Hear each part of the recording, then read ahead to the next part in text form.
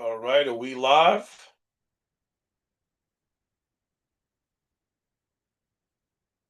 Are we in here? Are we live? Looks like we're live. Hey, what's up, guys? We're getting ready to get started. We're doing our normal. Thank you for joining. We'll be going hot in about a half hour. Y'all know me. I'm gonna give my little ramble before we get started. There's a lot to discuss. We have Trump once again pushing the issue on Obama. So my big take on this, it's not even amusing anymore. Not to me. I look at it and I say to myself, Trump is in hot water. I didn't understand it. I was looking and I'm like, yo, this man's come to you. He's lied to you about prices going up. He said there's no inflation. When we go to the stores, the price is up on everything. What does inflation mean? The prices are going up. So there's no inflation, the prices are going up. He says he's going to end the war in Iraq in 24 hours. The war continuously escalates. He says he's going to end the war in Gaza. You got more people hungry there because of the bombings going on that Israel's carrying out, the genocide that Israel's carrying out. He's going to end that war in one day. You got, I mean, the list just keeps going and going and going. The one bad bill, the one big bad bill, he calls the one big beautiful bill, which, as someone who's is pointed out on this show a couple of times, I did serve in the military. And so, I mean, you could say I could be a patriot. That could be argued logically speaking. Somebody could say he's a patriot. He served his country. And I'm looking and I'm like, so what did I fight for? I fought so that Americans could have, well, I didn't fight. I never entered into no war. I mean, not tell a lie. But what do people join the military for? Why do people fight for this country? Why do people lay down their lives for this country? What is it supposed to be about? So people here can have a better life. And you look at this bill. We got pollution. The number one thing that I don't think gets enough attention is that this bill says it's okay to pollute. It's okay to create smog. It's okay to push carcinogens into the air.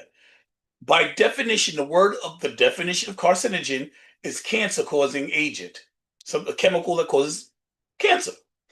This bill says it's okay to cause cancer. And I'm like, yo, are we living in a country where, I mean, my guest, the Honorable Dion Powell, represents the 78th District of the Bronx, New York, is going to be here, and he'll tell you China causes more pollution than anybody on the planet.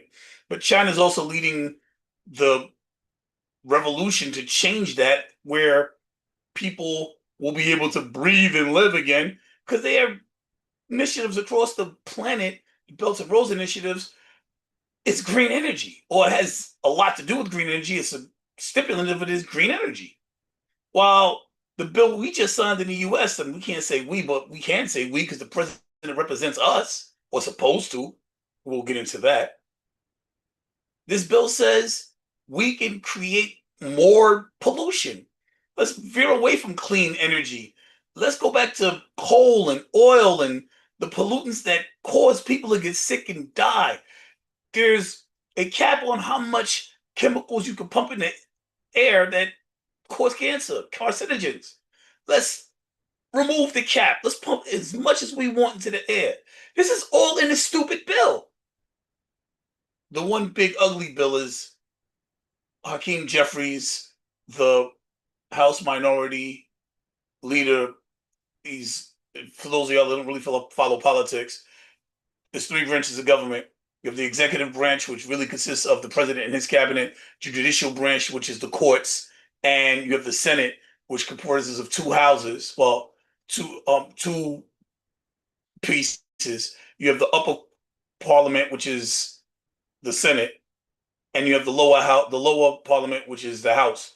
And the way it works is the House of Representatives introduces bills. The Senate, they push it to see if it's any kind of changes got to be made. If it does, it pushes back down to the House and comes back up. So the House writes the bills. Senate pushes it and makes sure that it falls within the realm of the upper chamber. They make sure that it falls right.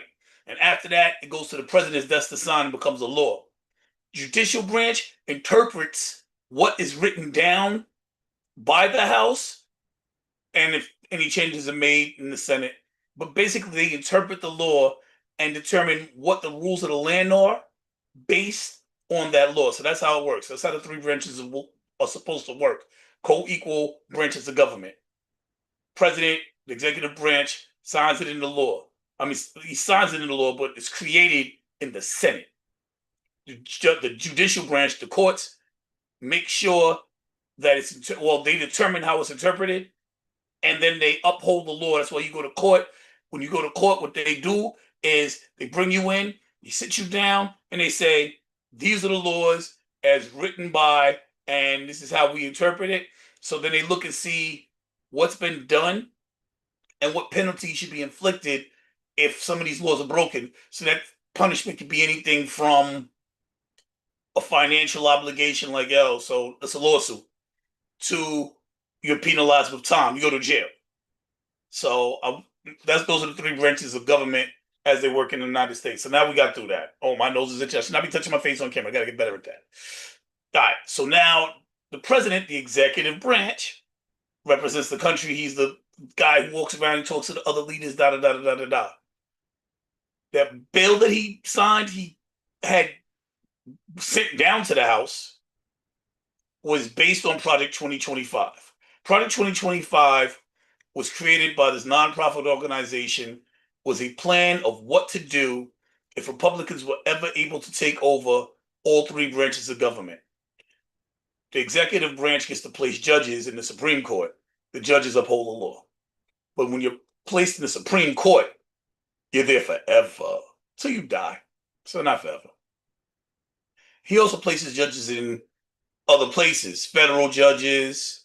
So it's like different levels of court, right?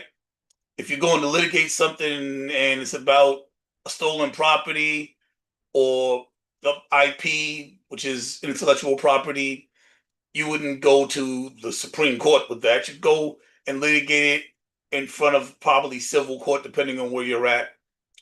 And, you take care of matters there. But if that judgment is appealed, if you're like, nah, I don't like what this judge says, I'm going to appeal it. I'm going to fight back. I think something was done wrong in the way this judgment was done. You appeal it. The appellate courts are also, the judges in the appellate courts, the appeals courts, are also placed by the president. So now you got, let's say, we're getting into nationwide injunctions. So let's say you got a fight you're trying to make, right? And you're like, yo, I'm a citizen. I was born here. What do you mean I'm not a citizen? Officer, ICE agent, officer, cop? I was born here. I got a birth certificate. I have a social security card. What do you mean I'm not a citizen? And you go to court and the judge is like some jerk off, excuse my language, and he's like, well, sorry, bro, you're not a citizen. You're out of here.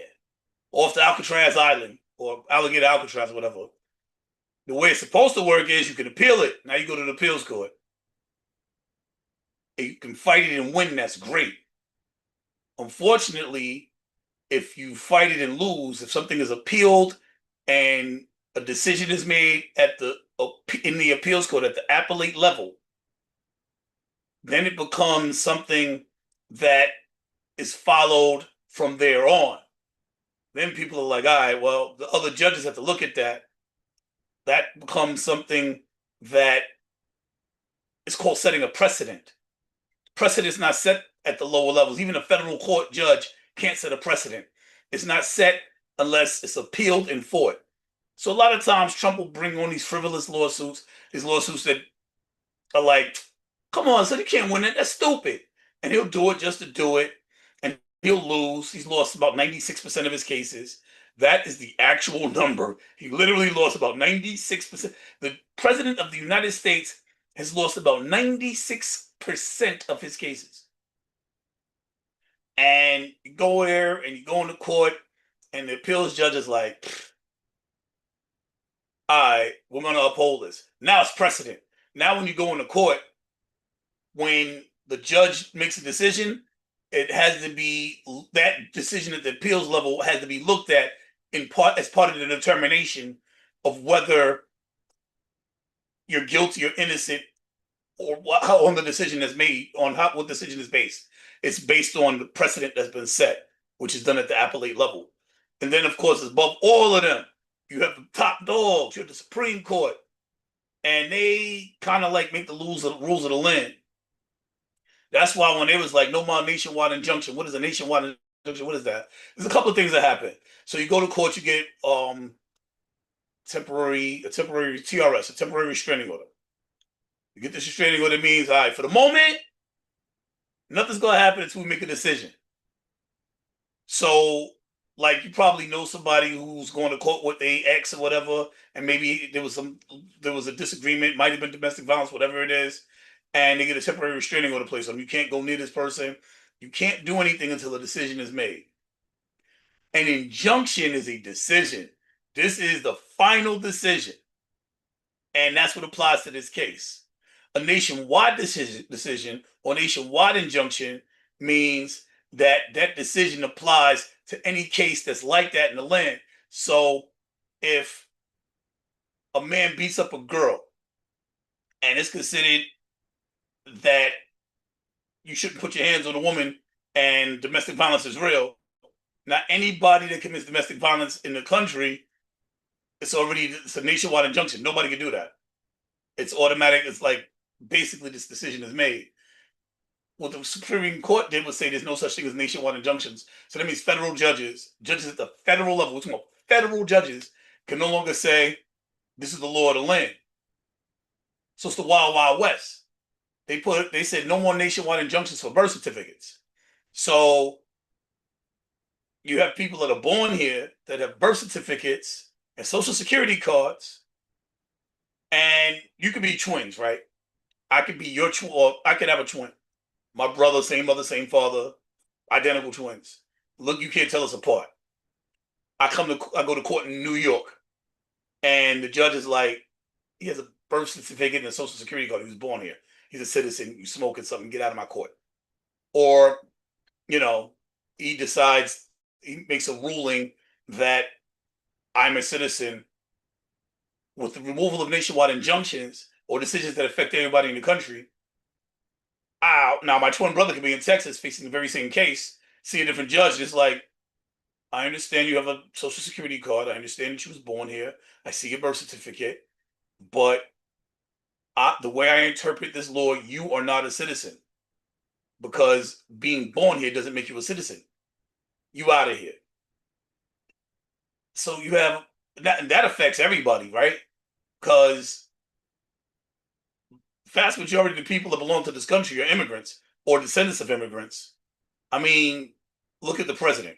His parents, one from Russia, one from Germany. His wife, immigrant. Like his kids, children, grandchildren, immigrants. Like, and that's just his seat. But meanwhile, he's got an injunction placed by the Supreme Court. He's got a ruling placed by an interpretation. So what the Supreme Court does is they'll look at the law and they'll be like, all right, so we are looking at this law in the way we see it, and then they'll write their interpretation of how they gauge that particular law.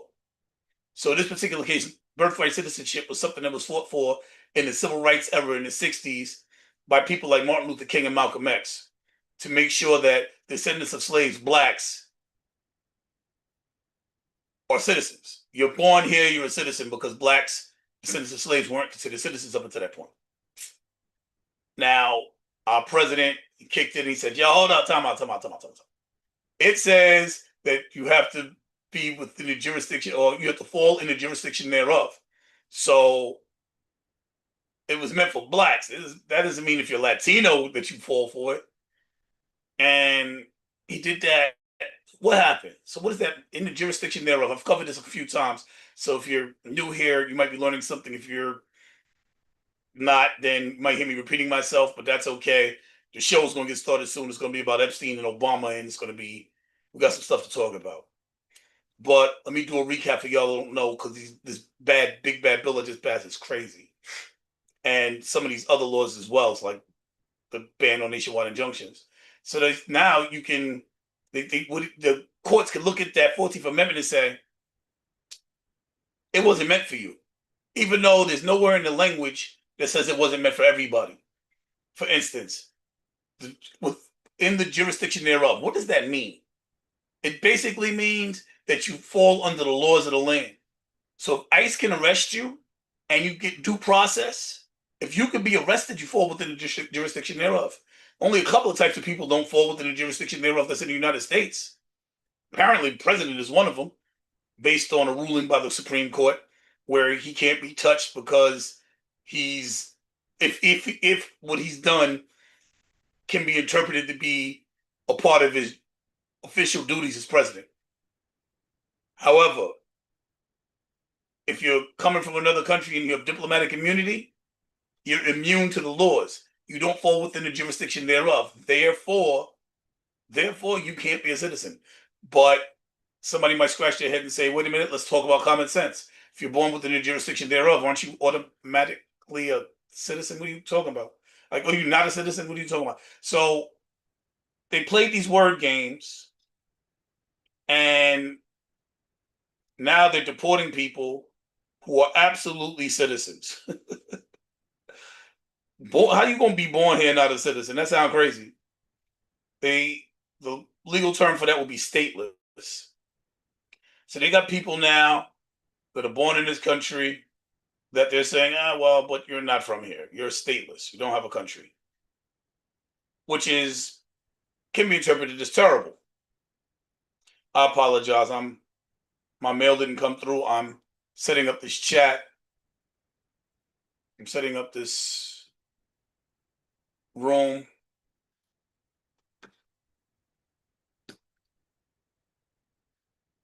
So how did I get from that big bad bill to this? Because that could be a little. I apologize. Let me get this set up for you so everybody can come in. This is important. How did I get to talking about the big bad bill, right? Give me 1 second. I gotta. Okay, boom. Here we go. So the way the bad bill works is it take away numerous rights. Numerous rights. It's pretty scary. Not only now that the nationwide lack of nationwide injunctions protect people that were born here, which you would think in any normal world would be an automatic. It said that if you're going to school, for instance, we already talked about. Well, I'm gonna get back to that. I'm gonna bring that back. Let's go to school, for instance. It affects Pell Grants.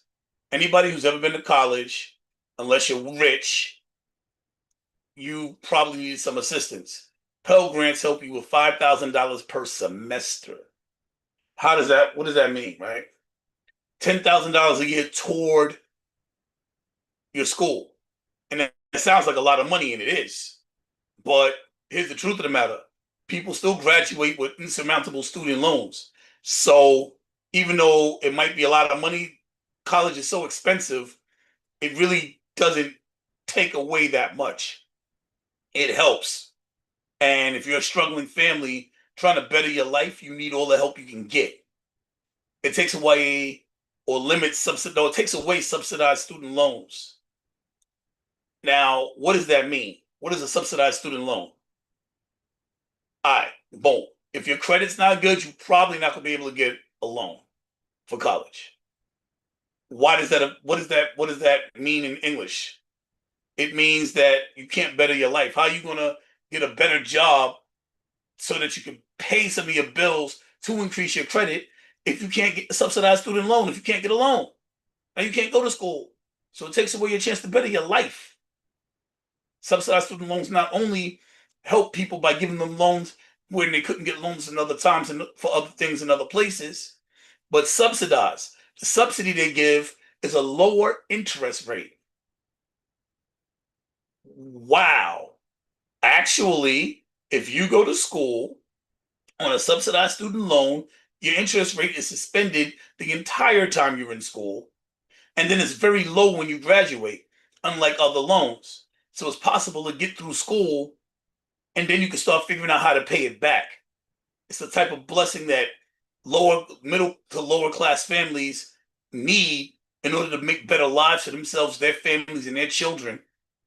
So taking away the subsidized student loans and the Pell Grants damages Americans in astronomical ways and critical levels. As Pell Grants and subsidized student loans. What about your parents? Can they help? Well, a lot of parents may be struggling trying to help you, trying to help themselves keep a roof over their head and want to push their kids through school. So they have something called Parent Plus loans. And Parent Plus loans are useful for parents that are struggling trying to figure out how to help their kid through school. But the bill also takes away Parent Plus loans, which is kind of similar to subsidized loans in that it helps parents and gives them an opportunity to help get loans at lower interest rates than any other loan so that they can get their children through school. So basically, that bill is a way to help help keep people in middle to low income houses in poverty or near the poverty level. And with the wealth gap increasing, because that's the big thing that the bill did that everybody keeps hearing about, but you can't speak about enough. It is horrendous what this bill did. What that bill did was it there was a tax break. When first time Trump was in office. Let me speak about it a little bit. I don't know. Oh, that was saved as a draft. It didn't go through. That's why I'm trying to finish setting this up so I can talk to you guys and really just give you all the full focus. Okay, finally sent. Oh, I just want to put a picture in the description in the description on the channel. We got a really good one for today because this is such a big deal, in my opinion. And here it is. This is a big one. Because let's talk about why it's big. Let's talk about why it's big. So Obama, no, no, let's backtrack. Here's what Trump did. Because Trump's a piece of work. Why does Trump have such a big following? Apparently, people have believed for quite some time that the politicians in this country are evil. They call it a cabal, it's a big group of people that they believe were molesting children. It's where the Pizzagate scandal come from. If you remember that, where they had the pizza shop where they're supposed to be trafficking kids through the basement. Pizzagate. When they finally went and raided the place didn't even have a basement. But the rumors persisted. People believe these scandals.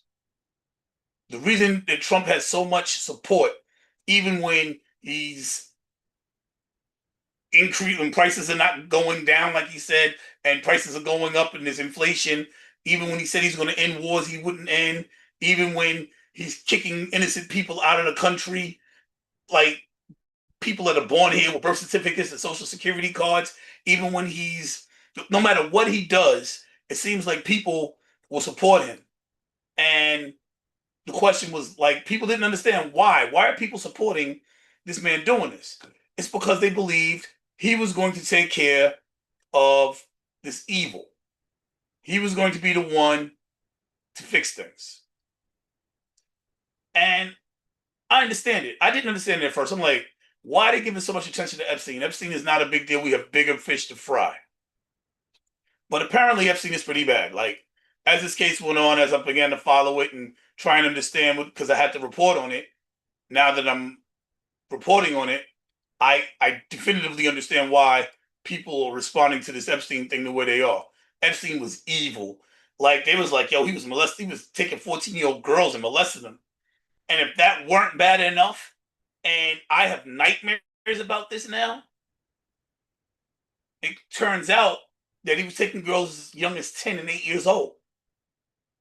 So the people that were following this, they knew this. They were like, yeah, he's taking these kids.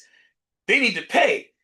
And they grew up in areas where they didn't really listen to other ideas. They would be taught from a very young age that politicians are evil, the news is going to corrupt you. This news outlet, let's say Fox, these guys are going to tell you the truth. Listen to them. They're honest. Everybody else is lying. It's a deep state. They're evil. We got to try and stop them. And they're raised in this. So now here comes Trump. He has the right look for them. He talks well. He has the right speech for them. He delivers a message that resonates with them because it's what they believe in their souls and their heart. They believe that we're led by an evil cabal of child molesting, and they want to solve this. And he puts forth this message, his team puts forth this message. This message is put forth that they're going to fix this. So that's why they put up with all the other nonsense, because they believe that even though everything he says may not be true, he's human. He's gonna make mistakes, but he's after the real evil people. The Epstein case, the epitome of that, like, yo, we get together with this Epstein thing and we can finally get Bill Clinton, finally get Obama, all these pedophiles. We're gonna get them. And that's what they've been waiting for. Now, the trick is, the caveat, I don't think Trump understood that. I think Trump just be pumping lies out. He's like, yo, they believe anything I say. I can switch it up. It don't matter. I don't think he understood, like I didn't understand, that was their core. That was the thing that held everything together for him, that particular lie. Because so many of the lies, he just changed the story. It was like, so what? So the Epstein thing comes out, and now his lie doesn't stick anymore. And that's where he ran into problems now. Because now it's like, wait, you told us you was going to get these people, but now you're protecting them. And they feel like they've been betrayed and lied to. Feel like they've been betrayed and lied to. And they have been. They've been betrayed. They've been lied to. All right, how much more time do we got before? It's 9 o'clock. Let me figure out what the Honorable Dion Powell is. It is time to get started. And I'm excited.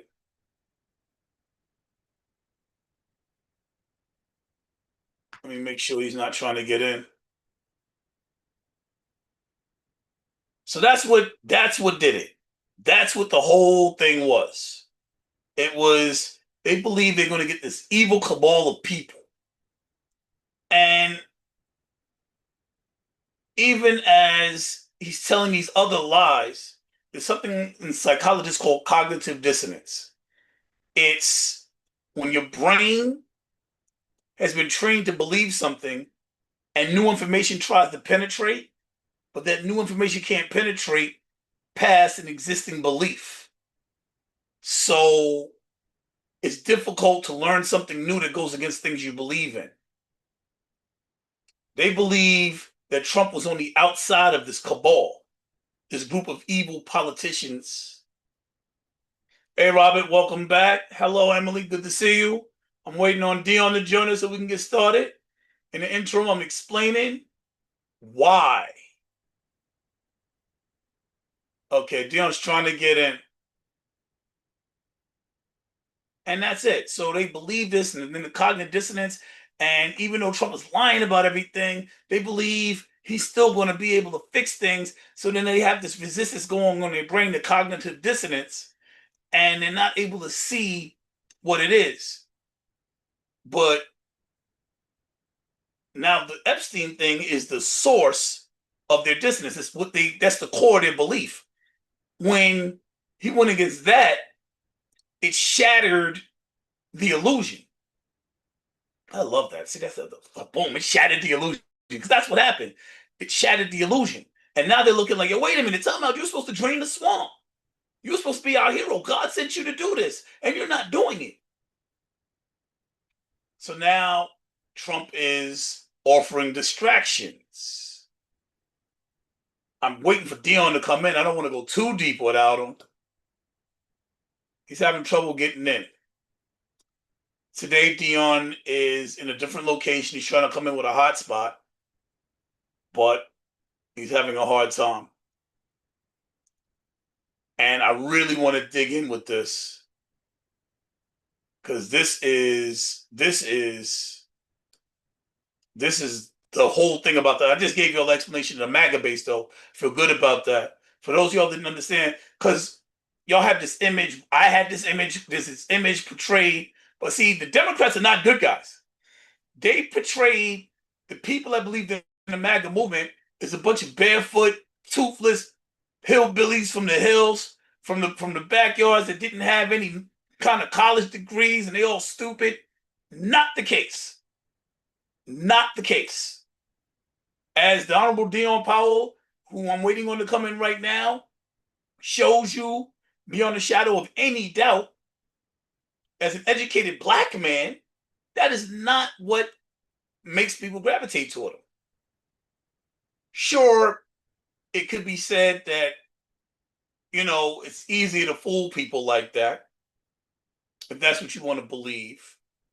And maybe that's the case. Maybe it's easier to trick somebody who doesn't know anybody. But I think it's more along the lines of, if you grew up believing something and and that's all you knew, they really believe that all these people were evil. So if Trump is against all these people, enemy of my enemy is my friend. If he's against them, then he's on our side. Trump is against Clinton and Obama. He's on our side. That's what they believe. Now, I don't say our for me, but that's what they believe. They're against the bad guy. He's against the bad guys. He got to be a good guy. And when I say the illusion is shattered, I hope Dion can come in. I'm ready to get started. I might have to go without him. I don't know. Let me ask him. When I said, before I do that, when I said the illusion is shattered. Oh wow, Emily, yeah, we're about to get into that. And Bigfoot. And she said, now we blame Trump, Obama, and Bigfoot. Uh-oh, and we got Dion. When I say the illusion is shattered, we can actually see that he's not really going after them the way he claimed. And so now it's like, who are you? What are you really doing? You're not going after the evil people you promised us. Oh, your lighting is wonderful. Let me tell you. Yeah, I know. Ugh. But it's good to have you. At least you're here. Thank you. Let me see what I can do about that from what I'm doing here. I'm in a new hotel space, so I'm gonna have to use my phone volume lighting. But yes, I'm back. We're glad to have you. For those of y'all who don't know, well, he's going to fix his lighting, and then we're going to dig in. We have, as always, quite a bit to discuss. Love having Dion here. He is. Let me try something. I don't think he understands how important he is to this show. Y'all tune in because y'all want to see Dion. Really? Thank you.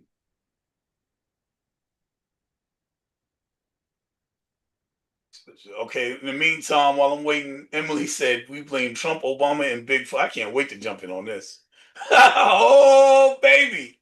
Emily, thank you so much. Wait till he. Oh, I can't believe it's crazy, right? So, oof, I'm trying to wait. I'm trying to wait. Let me just talk about something else while I'm trying to wait for him to fix his lighting. At least he's in, so we're good. So Dion is traveling Ghana right now and other nations in Africa, I believe, before he heads back to his district in the Bronx, New York, that he represents, 78th district. In order to, and he's just, He's on vacation, but he knows when he comes back, he's got to hit the ground hard. He's a conservative in that region. What that means is, so like Elon Musk is like, yo, I'm gonna start a third party. And the news jumped on it like, oh, you sound stupid. You can't start no third party nationwide. You ain't got that kind of money. I don't care if you're the richest man in the... When we lost Dion. I think he'll be back in a minute. I don't care if you're the richest man in the world or not. How you gonna start a whole party and change the whole country? And hold on. Surety, this is about politics, but justice is a okay. So I was explaining. You have three branches of the government. You have the executive branch, that's the president. You have the judicial branch, and you have the Senate. And you have you have Congress. Congress is made of two levels. It's the upper chamber, which is Senate, and the lower chamber, which is the House of Representatives. So the way law comes into it, ooh, you want to get into this? I'm trying to wait until the Honorable Dion Powell is able to log in. He's having trouble. And I really want to dig into all of that because those are the questions that we're here to talk about. Why are some names never mentioned in the Epstein stuff? Let me explain to you. All right, I'm gonna explain this. I'm gonna start talking about this Epstein thing. We're gonna do this. So the reason some names are never mentioned is because there are some very guilty people. People are in them files that don't want their name. So they gave a bunch of information. They've been saying that all these Democrats, Obama, Clinton, I don't think they mentioned Biden at the time. They gave a bunch of names and said everybody's in these folders, everybody's in these files. They're all child molesters. They all going to jail, and they've been saying that for like 10 years. Epstein actually died in jail while Trump was in office. But that's not the hit in there. I'll get to that. That's important. Put a pin in that. Epstein died in jail while Trump was in office. So for 10 years, they've been saying, we're going to get these pedophiles, we're going to get these Democrats. And the Democrats have been largely ignoring it. They're like, we got, he was a bad person. We probably got some other things that we need to discuss. We got real issues. For instance, they're trying to pass this bill, which is going to take food out of the mouths of millions of Americans, and tens of millions of Americans are going to lose health care, and millions of people are going to probably die if they don't have food or health care. So they're like, oh, yes, Emily, woo, let's focus on this.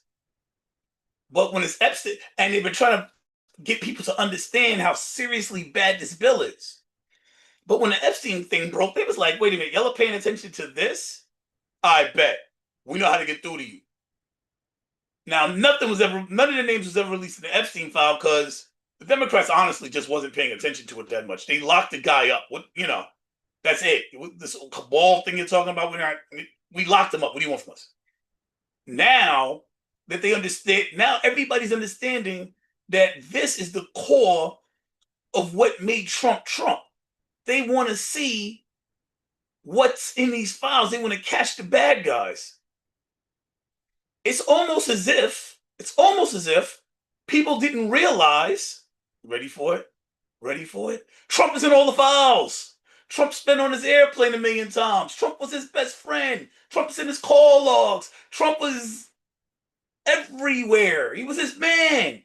Sending birthday cards. That was his people. Talking about now, it's not a Wall Street Journal just leaked out a birthday card that he sent to him. In his birthday card, he draws a naked woman. Trump's a pretty good artist. We've seen some of the sketches he's done over the years. He's actually a pretty good artist. He's better than I am. I can't draw. He's a pretty good artist. In this outline of a female, he writes this pretend dialogue. As a matter of fact, you probably heard it, but let's go over it while I'm waiting on Dion to see if he can get back on. Dialogue, Trump, Epstein.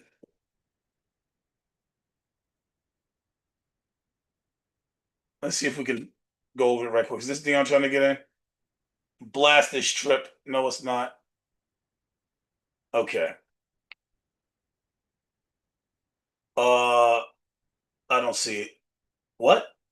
Oh yeah, now he's calling it the Epstein hoax. Trump's calling it the Epstein hoax. He's pretending like this thing never happened, and the Democrats made it up, even though him and everybody around him have been talking about these guys for 10 years and blah blah blah. Now it's the Epstein hoax. And Emily, we're gonna touch on what you oh man, you were just on it today, Em. I got you. We're gonna that's what I really want to dig in. That's what tonight's really gonna be about. Uh, right, he's requesting the grand jury stuff, in case y'all don't know. So instead of releasing the files, he's like, we're gonna release what happened when he got arrested, and we're gonna go ask the judges if they'll release it. Now, why that matters? It's borderline silly. Like, he's asking Pamela Bondi, she's the head of the judicial branch, she's the attorney general. If there's a file, she has access. If there's a file, she has access. That's her job. She's going to go ask the judges for these files. They know that the judges can't just release these files, there's victims on it. So they're going to pretend to go ask these judges, can you release these files with all these victims on it? Yes, it can be redacted. This is not something you could just go do. It's a process. So anyway, he writes this letter. This one naked woman. And here's this conversation. And this conversation is like, yo, we have all this in common. We have all these secrets. May every day be one of our secrets. I listened to the letter and I'm like, yo, was he writing his boyfriend? If you heard the letter, let me see if I can. Yo, it was crazy. Oh my god. It's it's Trump. It's Trump, Epstein. This thing is crazy. Birthday card. I should have had this pulled up. I didn't know I was gonna have this much time though. I thought it was gonna be. I thought he would be okay. It was released 3 days ago. Oh, I'd love to see the letter inside. He's saying it's their new scam. He's saying it's not true. By the way, he's now suing up the. Please let us talk. Because I'm trying not to do this without him. I just admitted him, and he's still not in. Marvelous.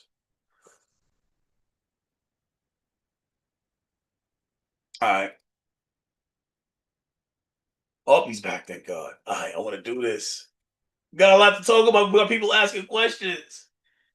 We want to know why Trump's been talking about for the last decade. Whew. Back. I Hopefully this guess we're works gonna have to out. deal Sorry with it. about Are you there? Okay, he's frozen. That Wi-Fi is not doing this man justice tonight. First, Trump said he didn't draw pictures, by the way, even though we've seen sketches of him all the time. But so he's like, this hoax was done by Obama, his former head of FBI, James Comey, Hillary Clinton. Ooh, Dion, you here? All right, we can get yes. Okay, started. let's see. All right. All right, ladies and gentlemen, we're running a little behind today, but we are here. We're ready to rock. Let's go. Welcome to the Think Tank. We use critical thinking. Wow, I'm off on my opening this one. Welcome to the Think Tank. We use critical thinking, deductive reasoning, pinch of common sense to form unbiased, logical conclusions. Today I'm here once again with my co-host, the Honorable Dion Powell, and we're going to be cut. There's so much going on. We're going to start doing this 2, 3 times a week. I'm going to be on next Wednesday just to keep y'all updated. But Dion, for the people that don't know you, introduce yourself. We got a lot to get into and running behind. I know it's late where you at. Yes, calling from Africa. Dion Powell, District Leader, Bronx, New York. New York Conservative Party, Trump apologist. So let's get into Trump, Epstein, and Obama and more. All right. So there seems to be a divide in the political party. I was saying that the reason that appears that the divide is there is because so many people in the party supported him for so long because he was supposed to expose the Democrats for the evil child molesting pedophiles that they were claiming they are. And now there seems to be a problem where they didn't do that. I didn't even get a chance to go over this thing. All right, well, they didn't do that. For some reason, it didn't make the cake. It didn't make the cut. Trump is now pulling people back. The Democrats have actually voted to release this thing twice in the House under the Rules Committee, who, after it goes to Rules, it goes to the House. They killed it in the Rules Committee so that it couldn't go to the House so that everybody could vote on it. They introduced it twice in the Senate. Like, they're not allowing these files to go through. They don't want, the Republicans are blocking these files coming out. And it appears that the base is not happy. You're part of that base. What do you think? I think maybe the powers that be, and I don't normally talk about this, let Trump know and everybody else that this information here is so damaging to so many key people that relax.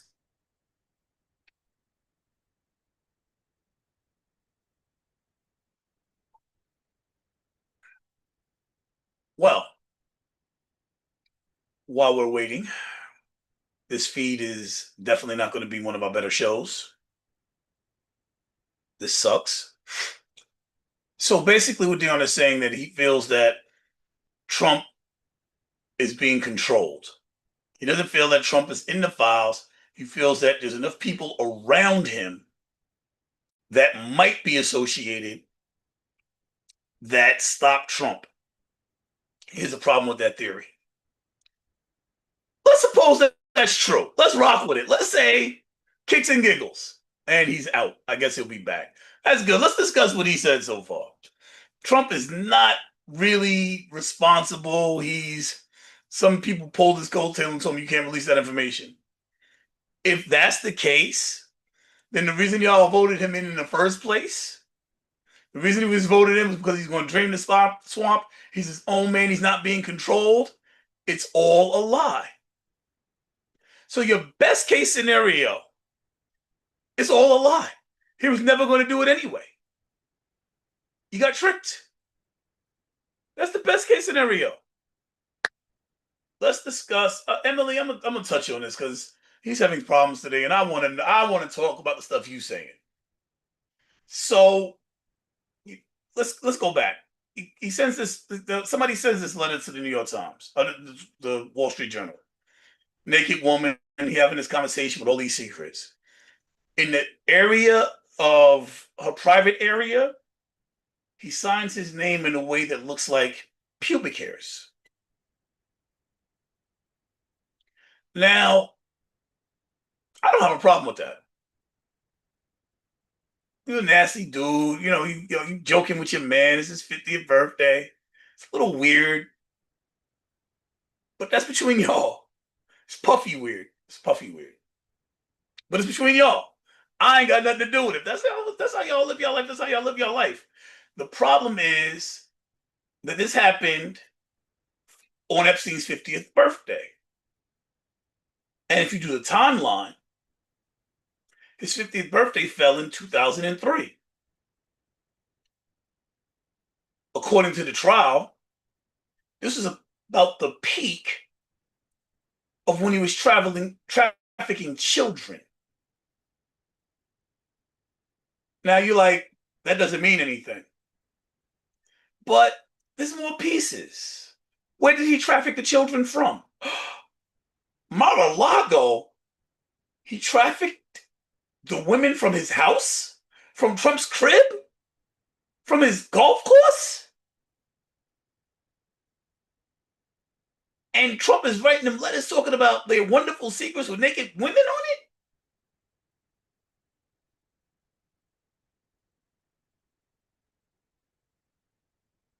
So, with that being said, it became very difficult for me to believe that Trump is not on that file. Matter of fact, with that being said, thank you, Emily. I'd say that he's probably on there, right? What other things happen? Up, Dion's back. Let's try this one more again.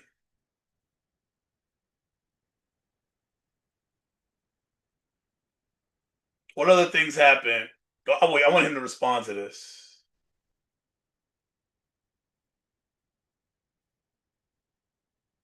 Oh, what other things happen? Oh, yeah, here. Oh, you want someplace else? You got better reception there?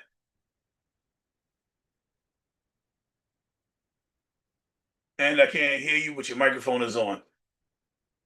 That's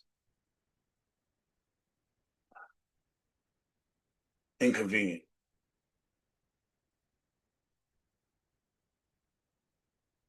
You're silent, and this is really not the greatest live that we've ever done. So, oh man, do you know I can't hear you? Are you still? I heard that. Oh man.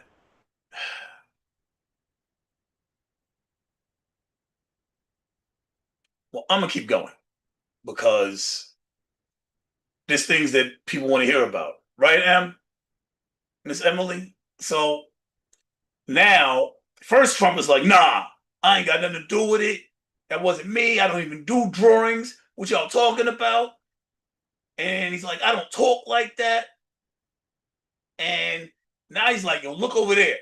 What do I mean by look over there? Like, don't pay no attention to me. Obama and Fox News. Hold on. Wait. I skipped the part. I skipped the important part. Oh, he's trying to admit again. I admit you can come in. So he went from there and he was like, yo, I'm suing, what is it, Murdoch? Rupert Murdoch. I'm suing you.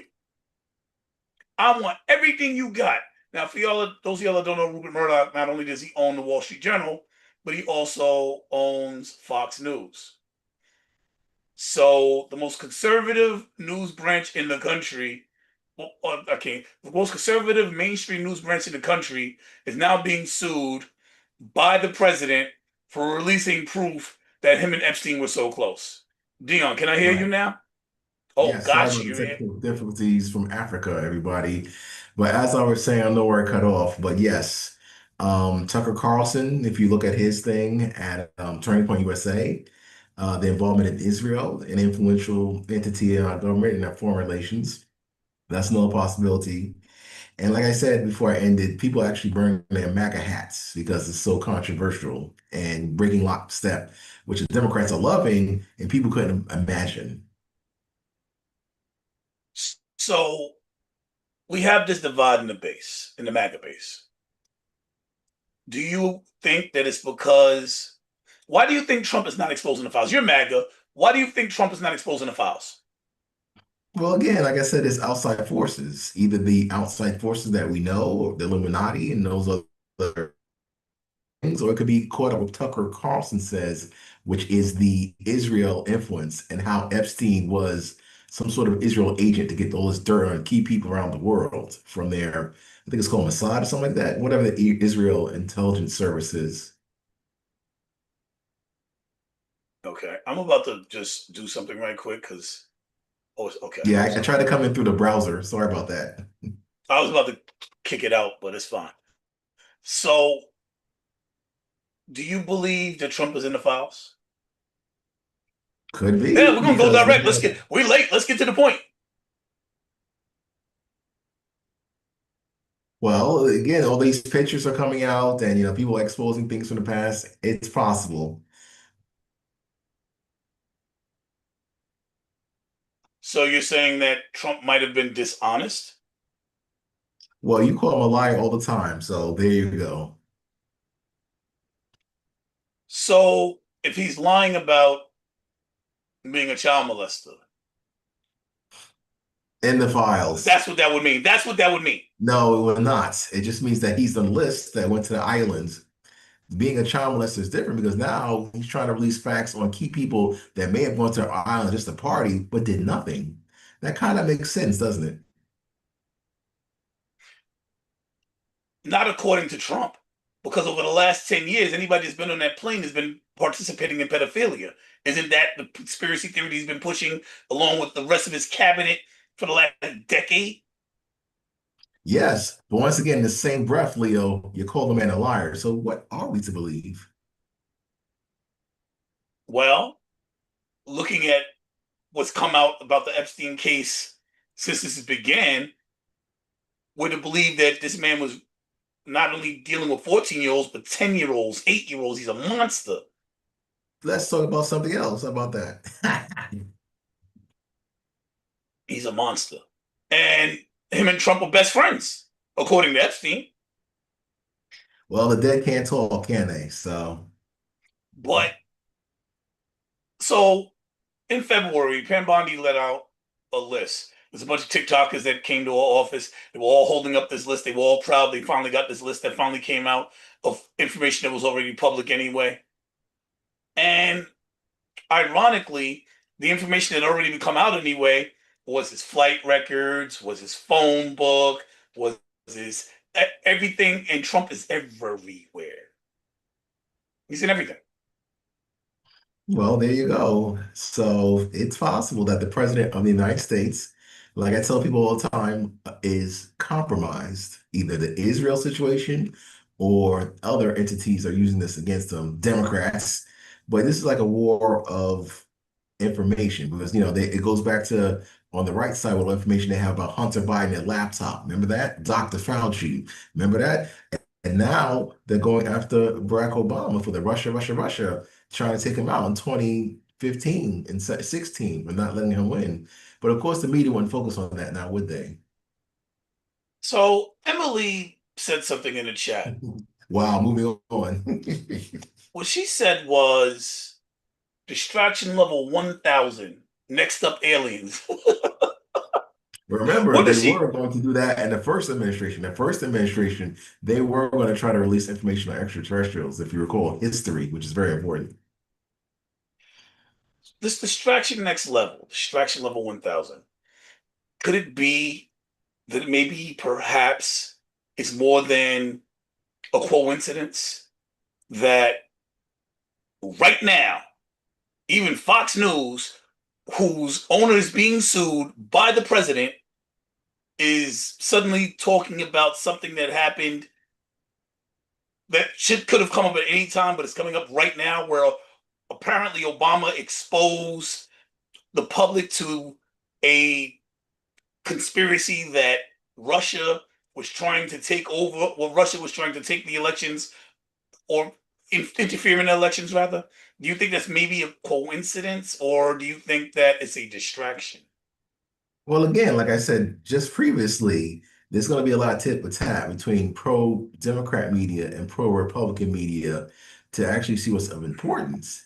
Now, what's more important, exposing all these people or people that try to influence our government and always accuse Russia for all of our allies' problems? Is Obama really trying to go after Trump? Is Trump a big threat? Because remember, Trump took out the Clintons and the Bushes in the same year, if you think about it politically.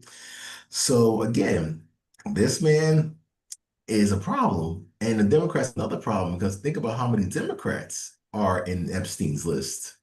Bill Clinton and others. Well, it's funny you should say that. I'm a funny Let's. guy. Uh, Sometimes you're quite funny indeed.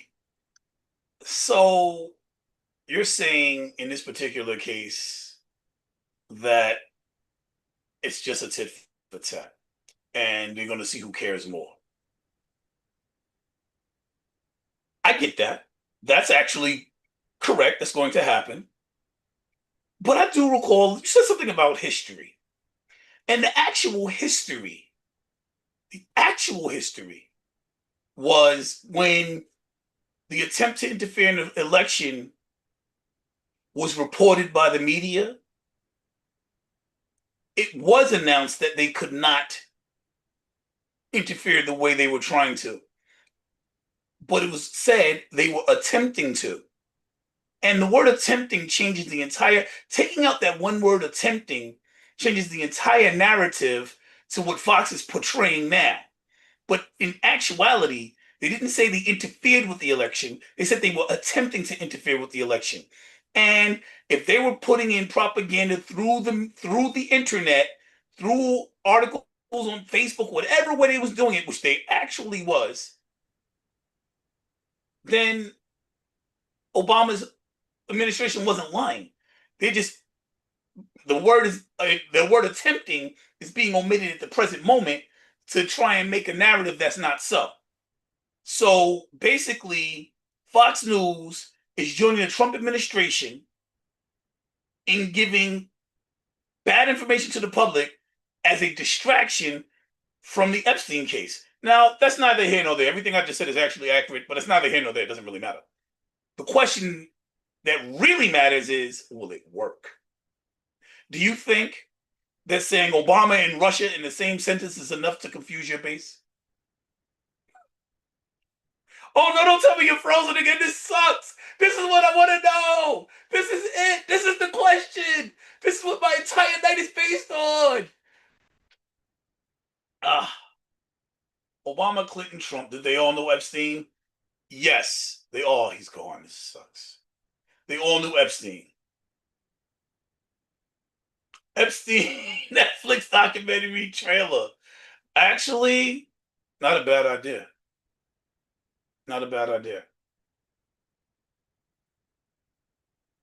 I might try and do something. I am a filmmaker. A documentary like that would be right up my alley. I would I would absolutely consider doing something like that. But I digress. I didn't get to hear the answer to one thing that I'm dying to know. Hey, Crazy, good to see you.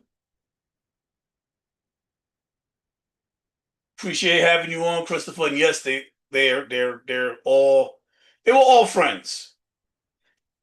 Okay, so the history on that. You ready? Trump was a Democrat. They were all friends. They were all friends. Trump was a Democrat. He didn't switch over to the Republicans till way later. They were people. They all hung out together. It's a big joke. Pam Bondi, the Attorney General, has the list. She knows who's in. She has every paper that was done by the FBI. Cash Patel has the paperwork. You ain't heard Cash Patel. Remember when Cash Patel was running for the position, and he was sitting there, and it was like, "Yo, do you believe this? Do you believe that? Do you think that he should be president for a third term? Do you think that the FBI should be dismantled?" The big question. Do you think the FBI should be dismantled? He was running for trying to be the director of the FBI. And he was like, "Nah, I don't think so." And he was like, "But you wrote a book on it." You wrote a book about this mental FBI. In that book, you said that it was going to be a graveyard. It was going to be a graveyard for the to the deep, a graveyard to the deep state. That's what he said in his book about the FBI while he was running for the position.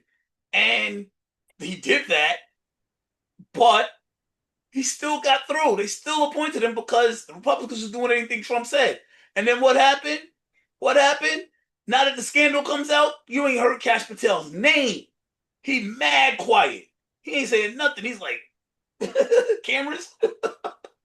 I'm sorry, Dion. What were you saying? Oh, I was asking the I big question. apologize, family. This is the internet to deal with. This is the big question. The big question. Do you think saying Please. Obama, Clinton, and Russia in the same sentence is going to be enough to distract your base for them to forget about Epstein? Do you think it'll work? No. Simply, these people won't let it go because once it's a good conspiracy theory with enough evidence that became public, even Epstein's lawyer, former lawyer rather, Dershowitz is speaking about it, which adds the whole narrative a lot of credibility. I think that Trump is making several missteps in trying to erase this narrative. Firing the prosecuting attorney, who happened to be James Comey's daughter, the one who prosecuted him and Puffy as well. Firing her, probably not his best move.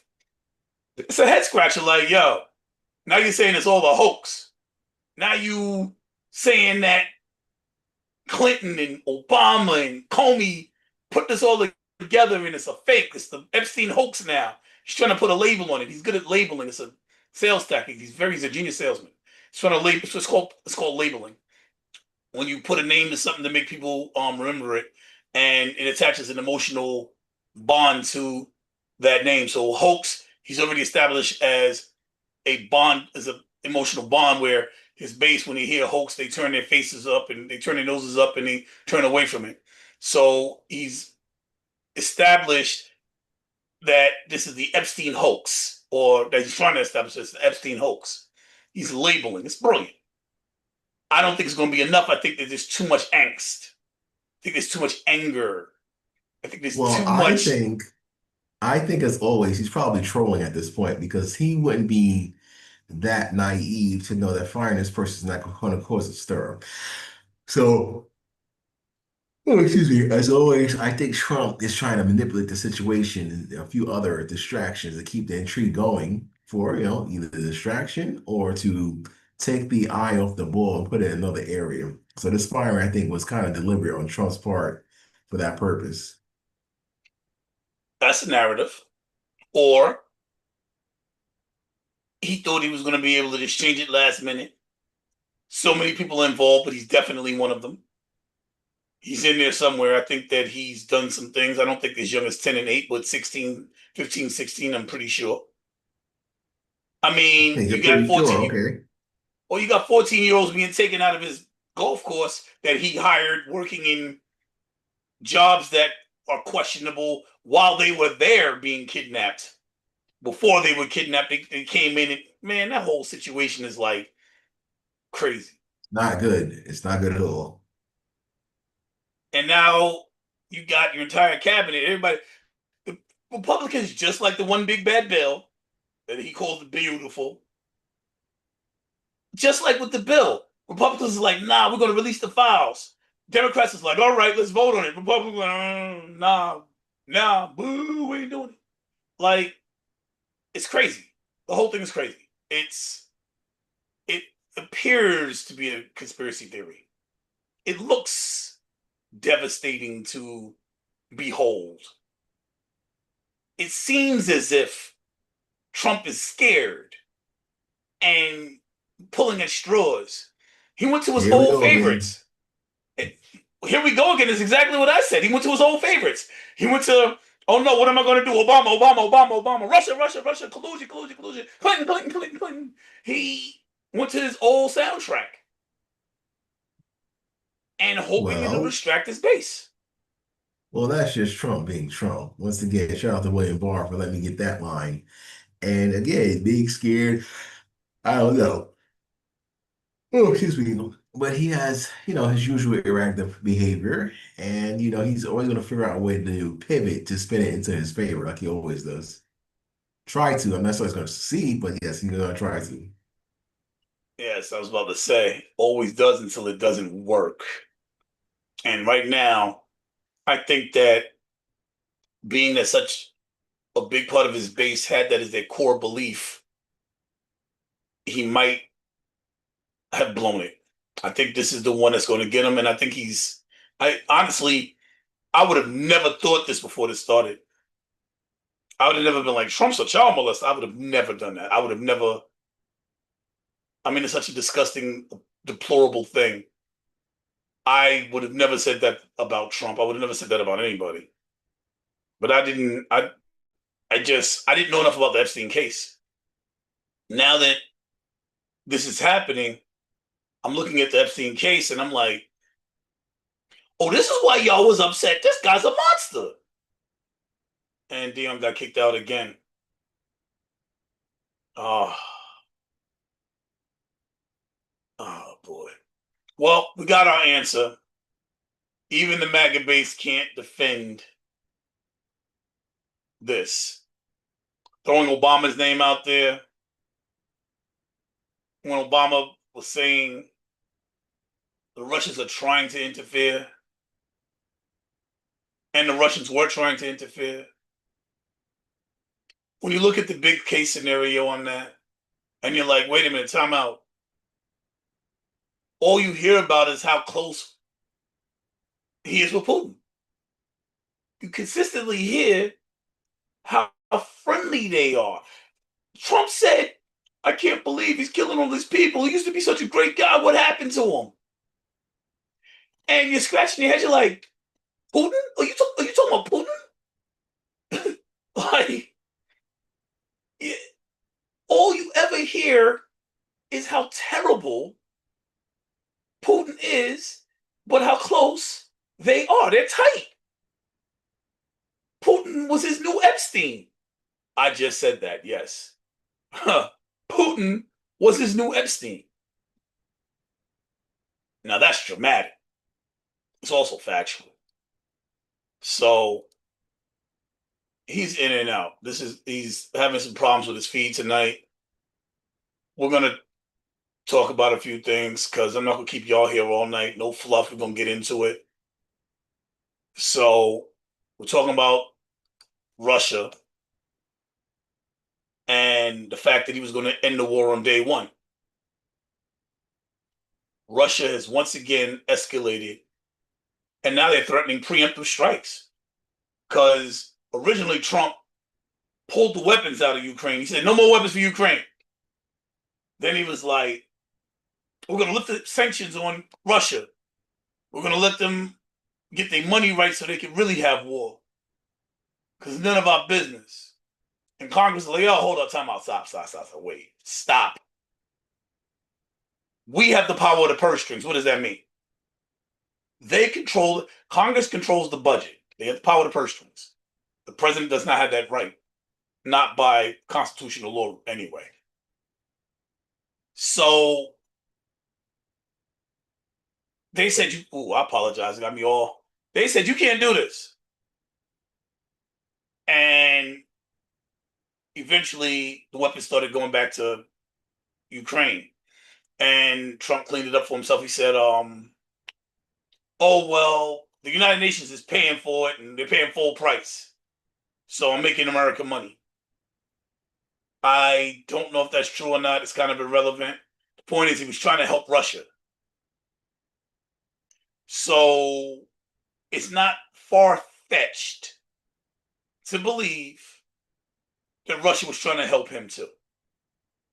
And how can Russia help Trump? They could do a smear campaign against his political opponents to attempt to get him into office. And they did. That's been proven. This is not up for debate.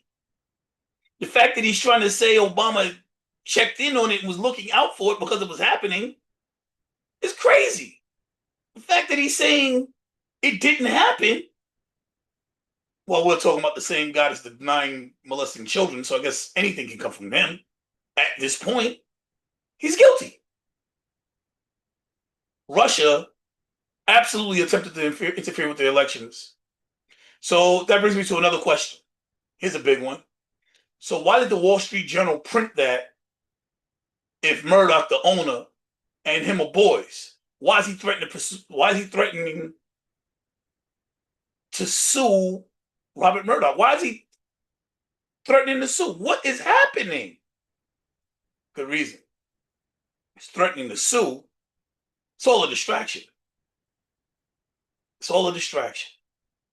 Because at the same time, he owns Fox Network, and Fox Network is only reporting that, oh, Obama did this, Obama did that, and it's all a lie. Russia's now threatening to use nuclear weapons because Trump couldn't stop the weapons from going to Ukraine. He's like, oh, y'all are still sending the weapons. We're going to have a preemptive strike against the West. We're going to use nukes. It's escalated because Trump turned on his boy Putin, even though it was because his hands was tied. How credible are these threats becomes the question. Because that's a big question. Like, yo, you think they're threatening to hit the U.S. with nuclear weapons? Now, for those of y'all that wonder if that's a possibility, and there would be a good reason to wonder, Russia has more nuclear weapons than any country on this planet, including the US. Russia has the most nuclear weapons on the planet. Period. So no one wants a nuclear war. But if there is one and Russia's serious about it, we don't want to have that fight. Are they really willing to do that? Probably not. Because even though they have more nuclear weapons, no one wants to hit with a nuke. So I don't think he's going to press that. I think he likes to keep the threat alive. If he's going to hit somebody with a nuclear weapon, it would be Ukraine that would have to worry.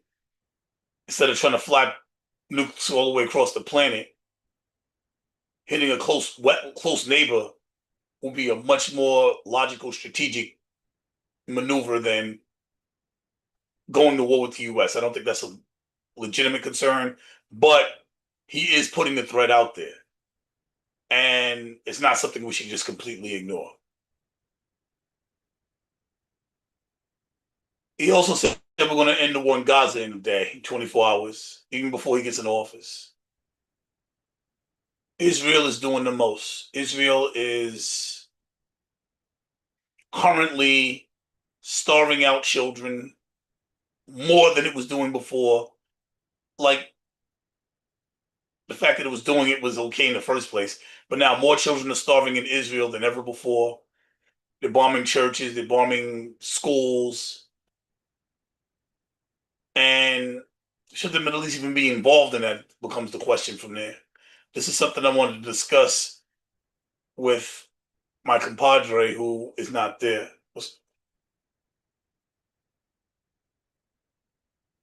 They want us talking about Trump and Epstein instead of the economy. Yes and no also. All right. So the Epstein thing is important because that's the first time that the MAGA movement has shifted away from Trump. The economy is being controlled. The bill passed already. And I wish this had happened before the bill passed. Because that would have been able to, because the Republicans are behold to anything Trump says. It's like they feel one thing, they say, step out and say something in public, he pulls them into their private chambers, they come out and they say whatever he wants. If he could no longer pose a threat to them in their political career and the MAGA base shatters, Republicans could take some semblance of control back of their party. If they could get some kind of control back of their party, they don't have to do whatever Trump says anymore. Even the Republicans don't like what's happening with our economy. And I'm going to discuss that a little bit. Red states rely on the system to help them more than blue states do. Check it out, right? So you live in a red state and you go away to school. Now you're away at school. You're probably in a blue state if you want to go to a really good college. Your colleges everywhere, but the best ones are in the blue states. Take your sports schools, Ivy League schools. They started off as sports schools. That's how they started. But take your Ivy League schools. Where are they at? I guess Pennsylvania is a swing state, and that went red, so that can't count that. New Jersey, New York, Delaware, I think. Take your good schools, and then afterwards you graduate. Where do you go for a job? If you want a top job, you got to be someplace where there's top money. The top money is in the blue states.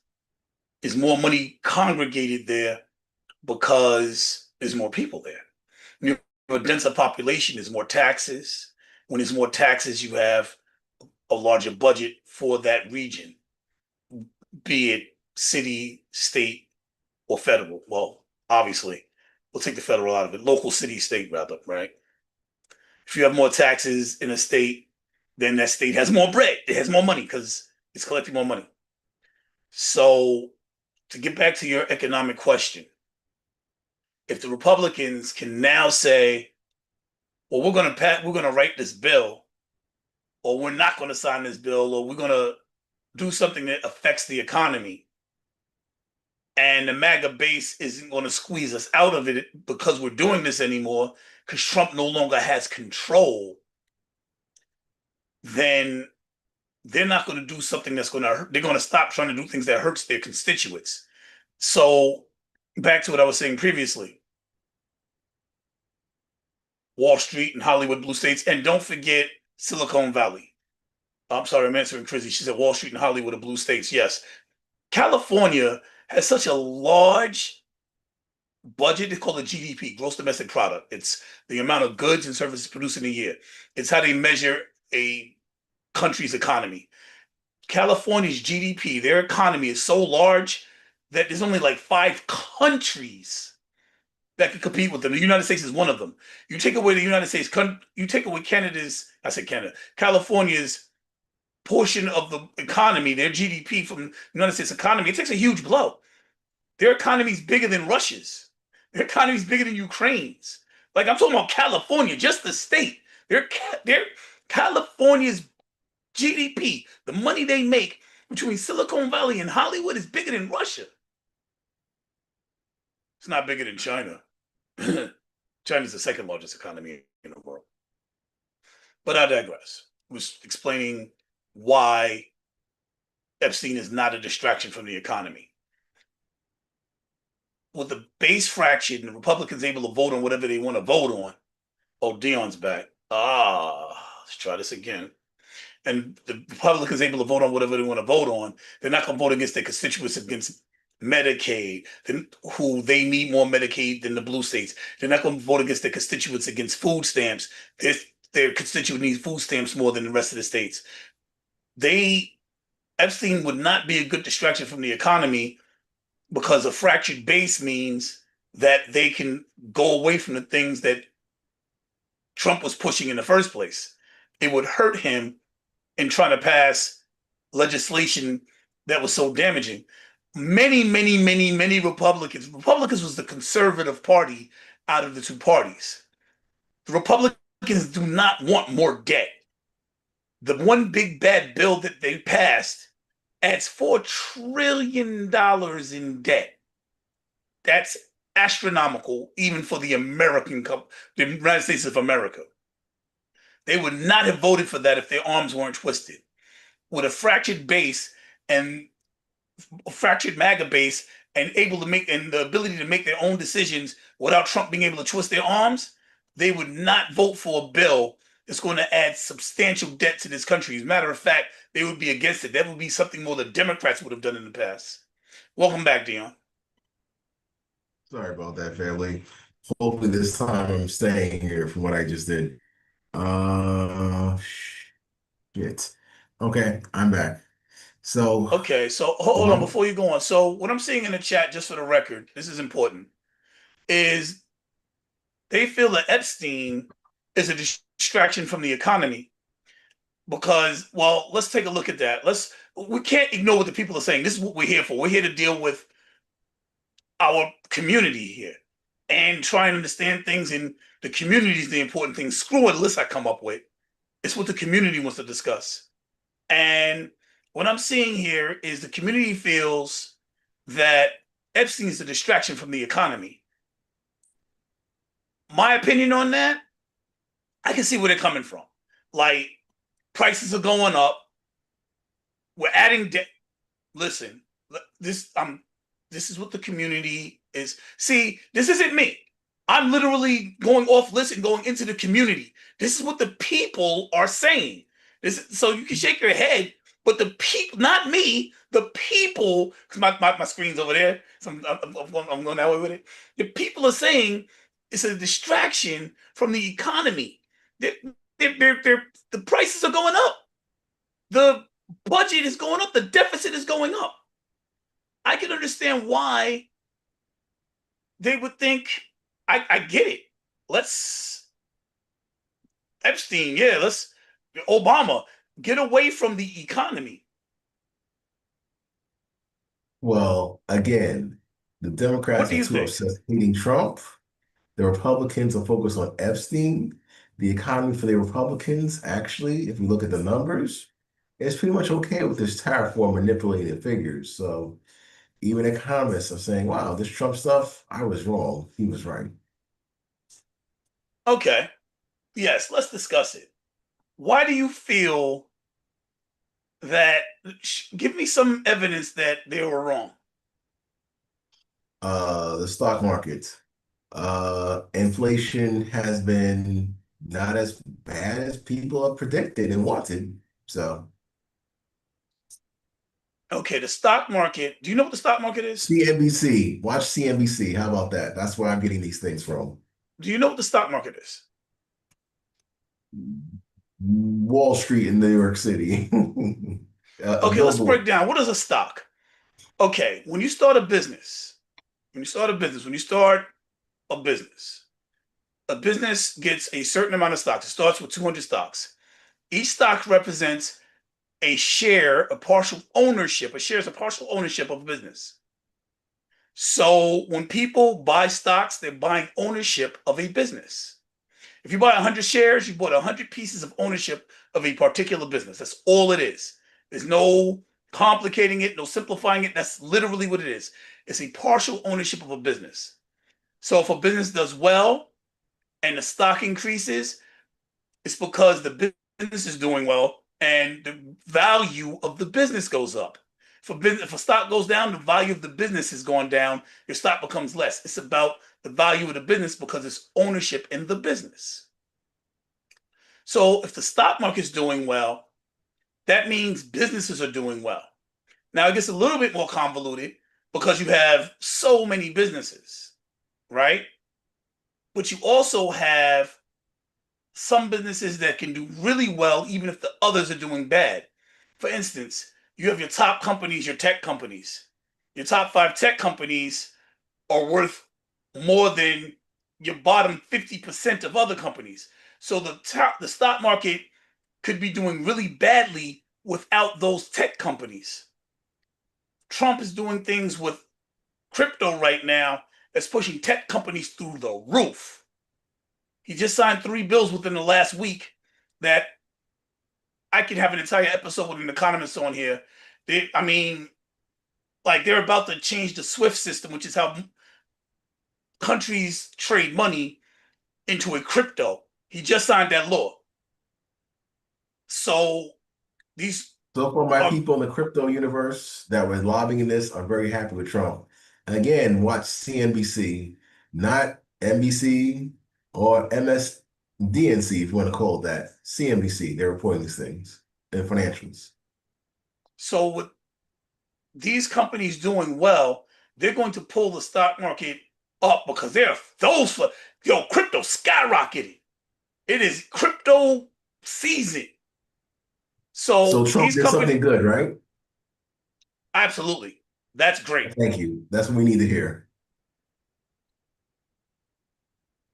So he's boosting certain stocks The because those economy. few stocks because those few stocks went up does not mean the economy is doing well. That is not how it works at all. As a matter of fact, the way they say it in the economic realm is Wall Street and Main Street are telling two different stories. What does that mean in English? Oh, wow. Okay. Wall Street is the stocks and it's the businesses and the people with lots of money. Main Street is the everyday average Joe that lives and goes to work and pays bills and taxes. So if Wall Street is doing well, that doesn't mean Main Street is doing well. So inflation can be killing you right now, but businesses are doing well because they passing that off on you. They're not hurting. So just because Wall Street's doing well doesn't mean the economy is doing well. The jobs loss is not looking good. We've lost more jobs than we were supposed to. We haven't gained. The prices are going up on things. Not debatable. That's happening. They're like, oh well, it's not as bad as it was supposed to be. It's still worse than it's supposed to be, and that's a fact. Anybody who has gone to the grocery store in America in the last month is like, oh man, I gotta tighten my belt. The price of groceries is going up. It's not good. It sucks for us. So I can see why people would think Epstein's a distraction from all of that. What is your perspective? Do you think Trump would allow the Epstein thing to get out of hand in order to distract from a negative economy? No, that's why he's getting ahead of this, but he's doing it his way in spurts and pieces. And everybody is looking at the recent firing and maybe not the economy. And the Democrats are trying to do everything because they see this as a chink in Trump's armor and they're going to freaking put this on blast every day, all day in their compromised media. So you're saying that he fired James Comey, Pam Comey, what's her name? Oh God, I don't have it pulled in front of me. Strategically, yes. That's crazy. Well, it is. That's politics, folks. And just like business, politics is politics. So a court ruled that ICE cannot discriminate when they're identifying One people second. on the street to pick up. What now? Are you with us? And I just had to get something right quick. It seems though the hotspot now after all the fighting power. So go ahead. I didn't understand what you just said. I'm All back. right. Yes, yes, yes. Okay. No, I just Well, said fighting. The battery ran out. Was running out rather. okay. William brings up an interesting point. Who benefits from the narrative? That's right. Who earns the benefit? That's the saying, right? The Democrats. The Democrats do benefit. So they think, but actually their freaking points are in the toilet still. So Trump's popularity is much higher than theirs. Good Not luck. right now. Yes, it is actually, Leo. Ask CNN's analyst guy, who I gotta admit, they should have kicked off a long time ago because his honest reporting of the numbers speak for themselves. And that's probably why Trump actually won as well. So he reports that all the time. His numbers are the lowest of any president at this point in Not compared to the Democrats' presidency. numbers. Let's say maybe that's a fact, but the Democrats are still hurting, so worse. Oh yeah, the Democrats is messing up. And I do think that it's a good idea for them to rally behind and poke holes in the chink in the armor, but they also need to figure out their own message and start pushing it. And that's the one thing they have not done. I will say this again. Results. I'll go. I'm sorry. They need to have results, not messaging. Well, agree. And it's kind of to the point of what I was about to say.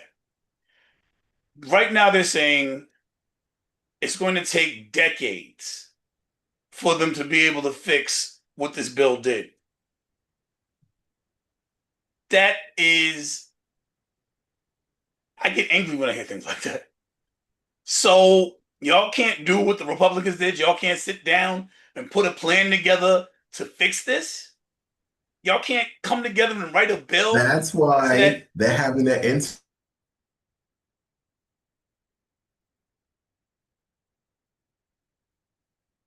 and just like that, he's gone again. And this is a very interesting one. This could have been a this could have been our best episode. But apparently it's not going that way. Emily, on it tonight. Trump and Epstein need to be in a Marvel crossover, waiting for Obama, Trump, and Epstein to be in a Marvel crossover. Whoa. That would be. So I think Trump would be a mix of, man, I'm not good with these Marvel characters. It would be the X-Men, no, because he would have the powers of the Doctor, but he would be moving like Magneto.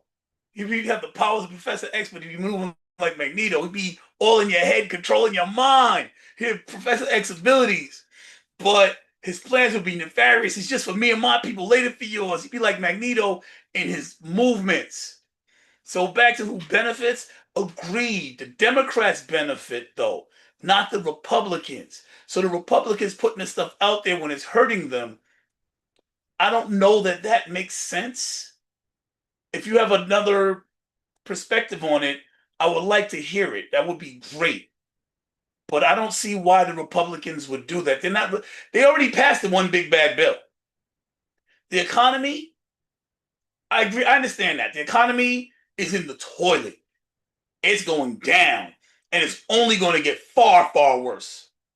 I look at my grocery bill and I'm like, damn, this is bad.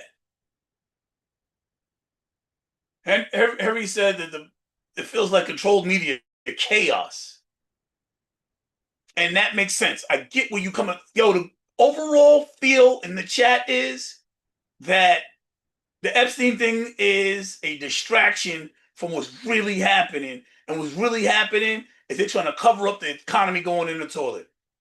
And I love this free thinking critical community. What y'all critical thinking is on it? I love it. I'm gonna have to reconsider that. Too many people are coming up and saying the same thing, and maybe it's something I missed, and that's why that's why I appreciate being able to deal with y'all and talk and learn. I'm going to have to really think deeply about this. Is the Epstein thing a distraction? And then the Obama thing, countering the Epstein thing, all that so that people stop thinking about the fact that we just had the greatest wealth transfer in the history of the world is a possibility. It makes a lot of sense. It could be right. The more I think about it, I see where y'all are coming from. Wow.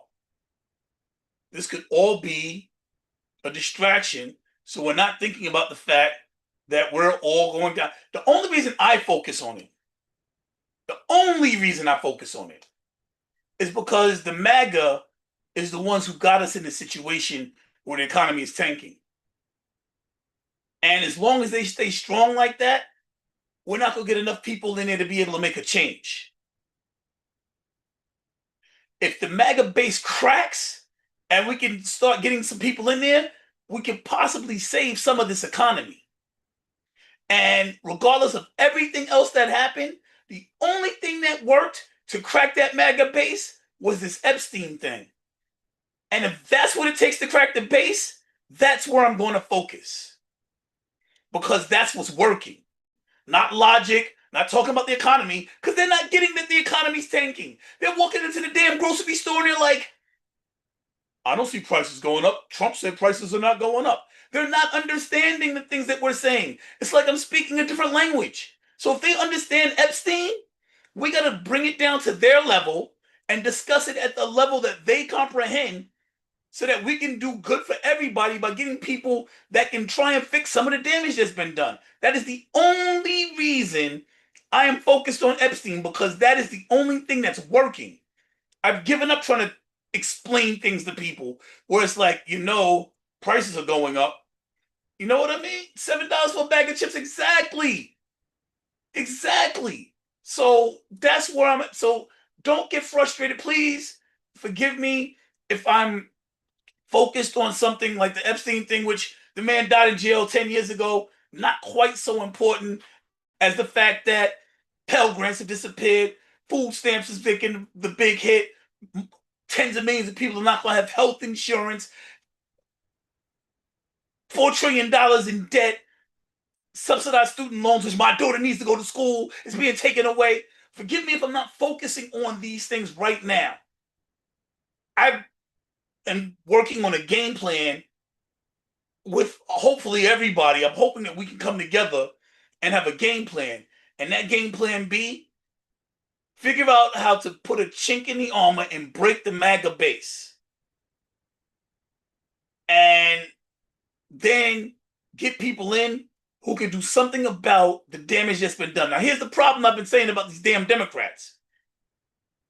10 years or decades to fix what's in this bill is absurd. Y'all need to be working right this minute, right now, on what y'all are going to do if y'all take back over to fix this. The only person that's doing anything is so far right in response to him through running for governor, mayor of New York. Like, yo, affordable housing for all, and blah, blah, blah, blah, blah. It's a great retaliation. I think Dion's coming back in. Could be wrong. Here's I'm wrong. All right, well, I'm going to finish this. I can't wait on him forever. I don't want to bore y'all too much. The ICE discrimination thing is not a distraction either, right? Let's talk about ICE.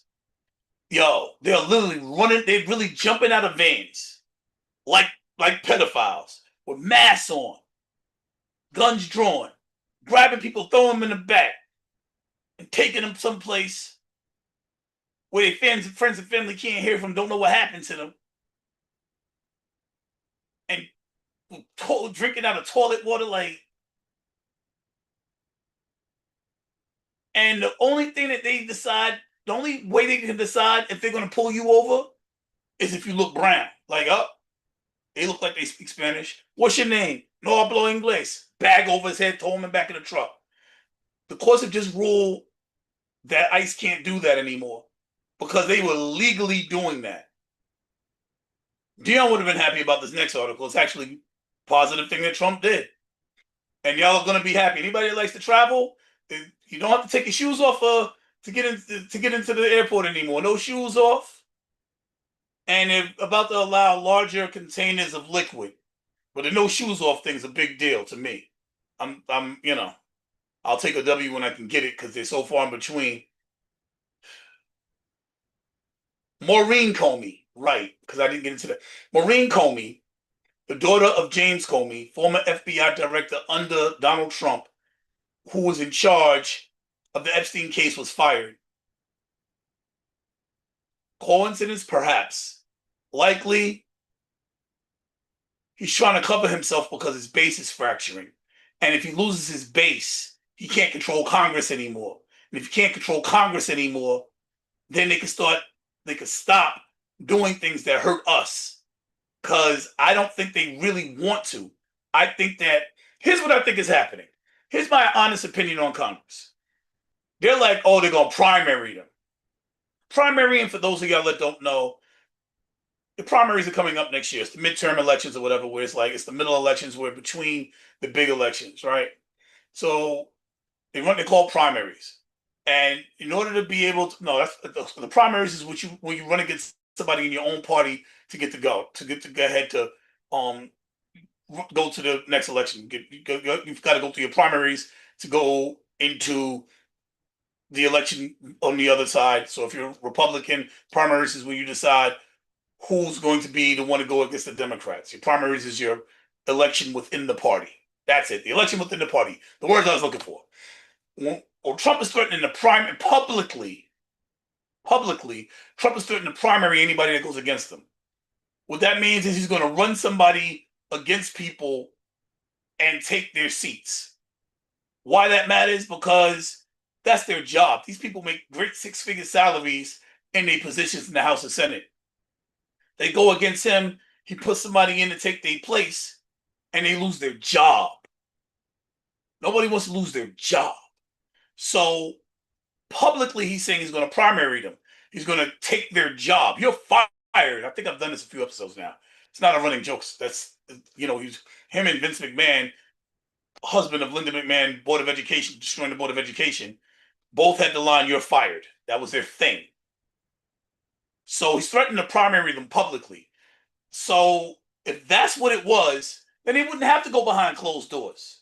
Why do that if we already told you what it's going to be? So he's threatening publicly to primary them, but then when they go against what he's saying, he goes behind closed doors with them. Now, here's the thing. He's known these people for years, decades. He hasn't been a politician, but he's run for president since the 80s. He's been running for president since the 80s. He's had money. He's tied with these people. He's lobbied these people. He knows them. He knows of them. He has secrets. And so what I believe is happening is he's going behind closed doors and he's making them offers they can't refuse. But if the MAGA base breaks from him, I think that they can get together and go against him and maybe try and reverse some of the things that's in this bad bill, like taking away Medicaid from everybody, taking away food stamps from everybody, and increasing the deficit just to start. Like I think that is something that if they could break the MAGA base, they can actually come closer to getting back to their conservative roots. In order for that to work, we got to push the thing that his base cares about. Apparently, it's not the fact that they're not able to buy food or take their kids to the doctor. It's Epstein. It is what it is. And since we're on that, let's talk about Ghislaine Maxwell, who was the girlfriend of Epstein, or his madam. What does that mean? That means she used to help recruit the girls. She used to help train the girls, these young girls. She was a part of that organization. The only person, the only person that got charged with Epstein was Ghislaine Maxwell. The speculation she's the one who released the 50th birthday party, 50th birthday card to the Wall Street Journal. Speculation she's doing that because she wants out of jail. She's serving 20 years. She's the only one serving with Epstein, and she got the goods on Trump. So that's speculation.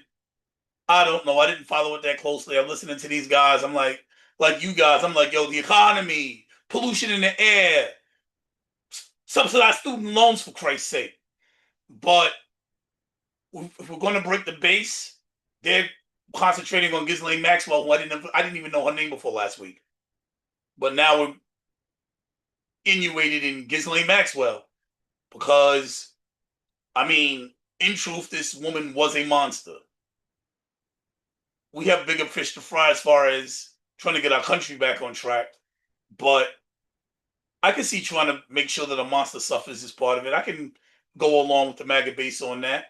Get Trump with him.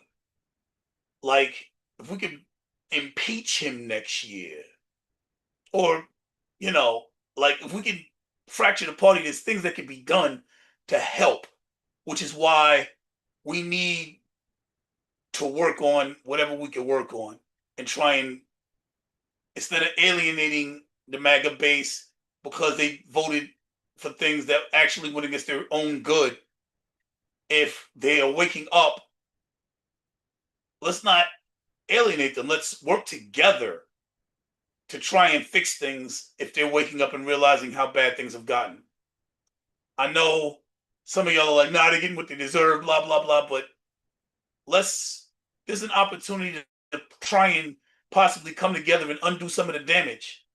A lot of them are just racist jerks, but some of them are just misled.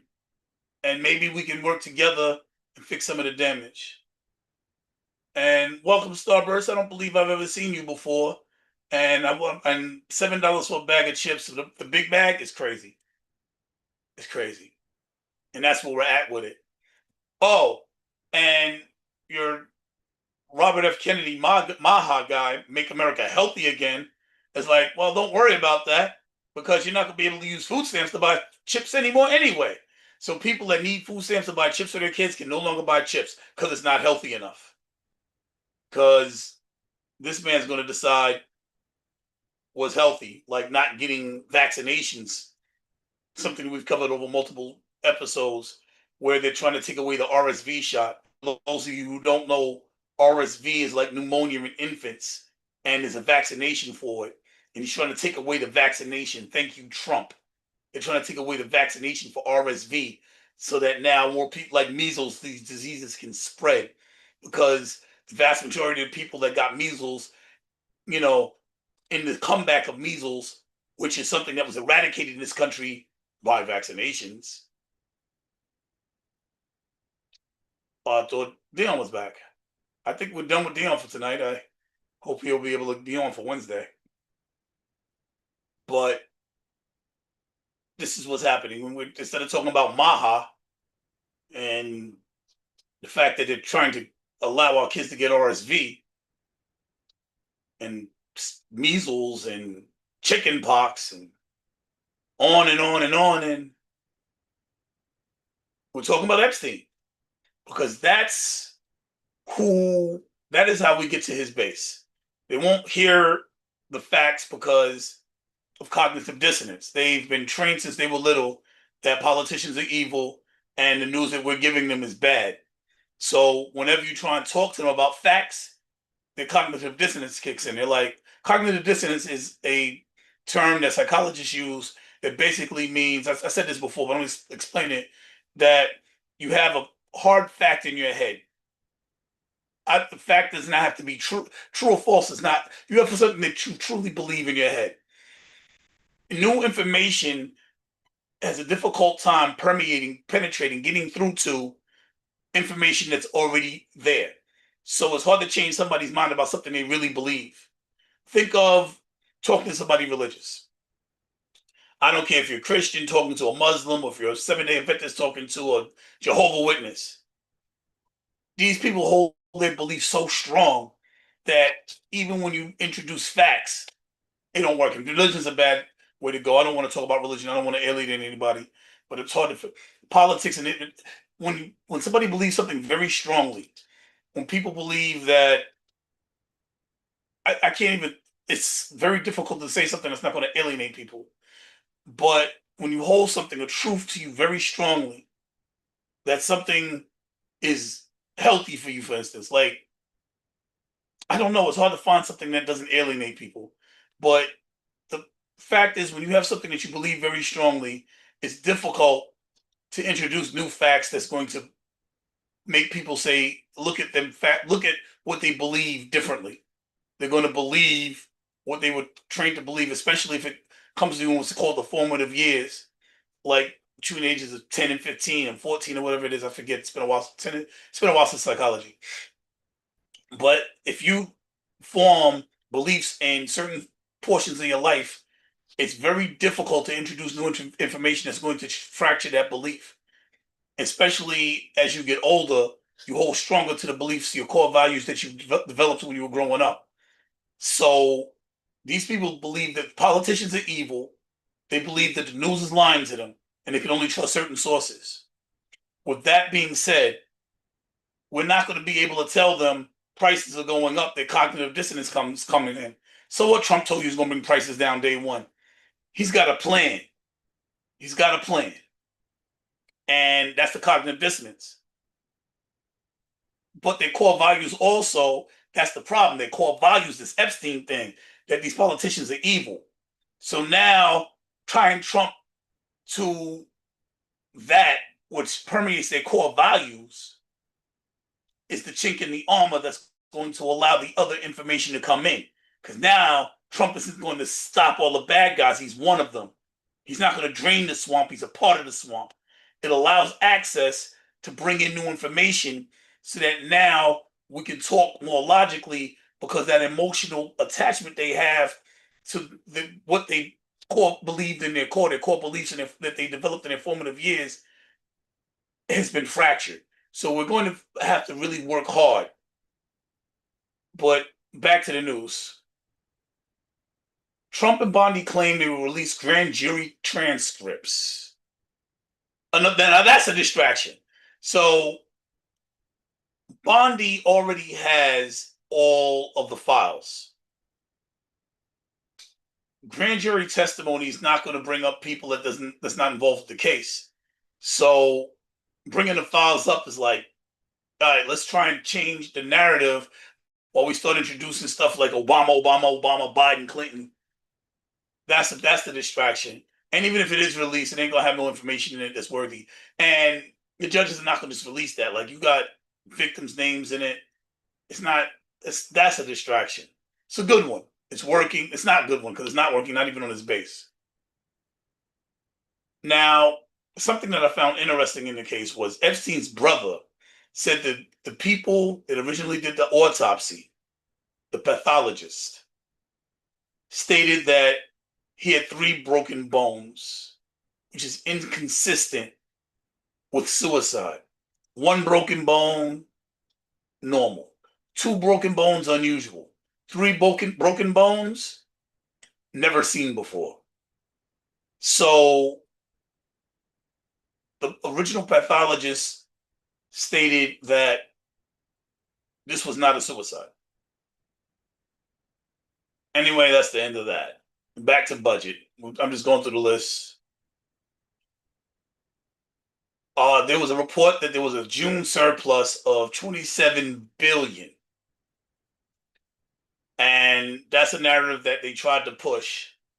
But at the end, what happened was, and I'm going to explain it really briefly. The first fell on a Sunday. So they paid their bills the month before.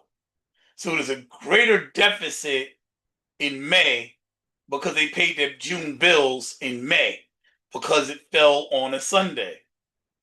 That way in June, all them bills was paid already. It looked like there was a surplus. But if you balance the 2 months out, it's still a greater deficit. I mentioned before that he passed 3 crypto bills. They're changing the way money is being dealt with in the world. The world banks are now going to be using crypto to exchange money versus the SWIFT system that is now in place.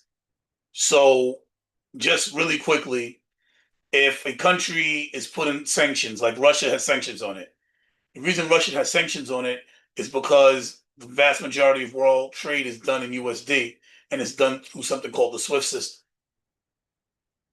That's going to change. The money will still be done in USD, United States dollar. USD is United States dollars. So they use US dollars to do trade. So if Russia is selling oil to China, they do it in United States dollars that they did before the Russian war broke out.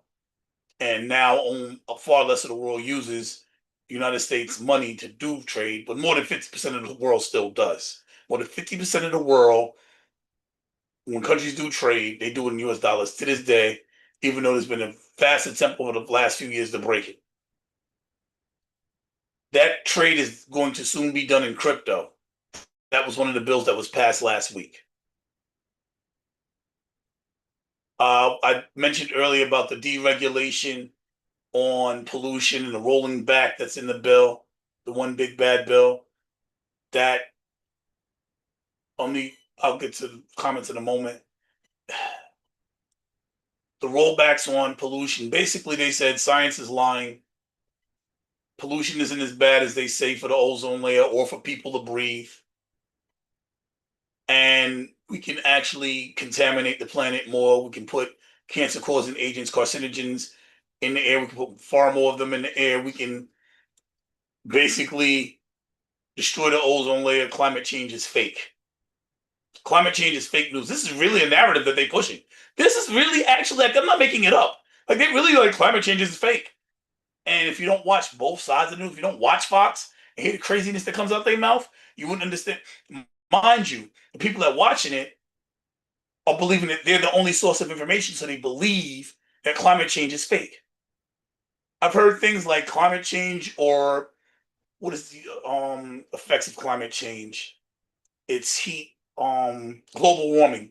Global warming is not climate change. Global warming is an effect of climate change. Climate change means that some places actually get colder. Global warming is when the places are getting warmer, and the fact that the heat index is rising and summers are getting hotter and hotter every year. That's global warming. Climate change is only about 1 or 2 degrees different, causing the massive effects like the temperature rising drastically and the water cap melting. That's the difference between the two. Let me get into the comments before I keep going. It's far more crucial to get newly disillusioned people to fix the current problems.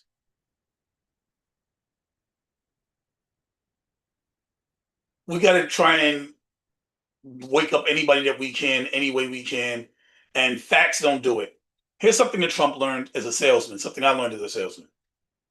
People don't buy for information, they buy because of an emotion. If I'm selling you a used car, right?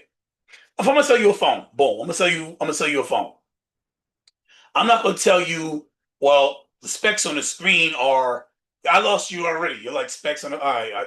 Like you're listening, but you're like, all right, I don't know how many pixels are in a camera compared to another phone, or the resolution of the screen. That's a lot. It's a lot. I happen to know this stuff. That's kind of what I'm at school for. But the average person is gonna be like, resolution of the screen 1080, right? 4K, right? Like, what do you mean 3,890 pixels instead of 4,000? What? Crazy. What I'll tell you is everybody got an iPhone.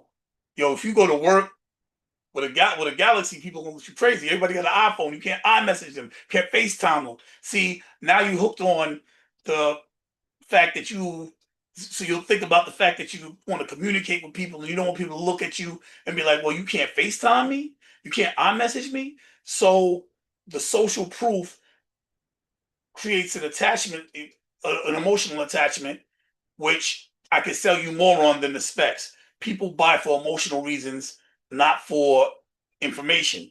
And Trump mastered that. So when he's talking to his base, he talks to them from an emotional standpoint, while the Democrats are like, oh, the prices are going up, and people, the qualitative data, which means numbers, I'm sorry, quantitative data, which means numbers, quantity, the amount.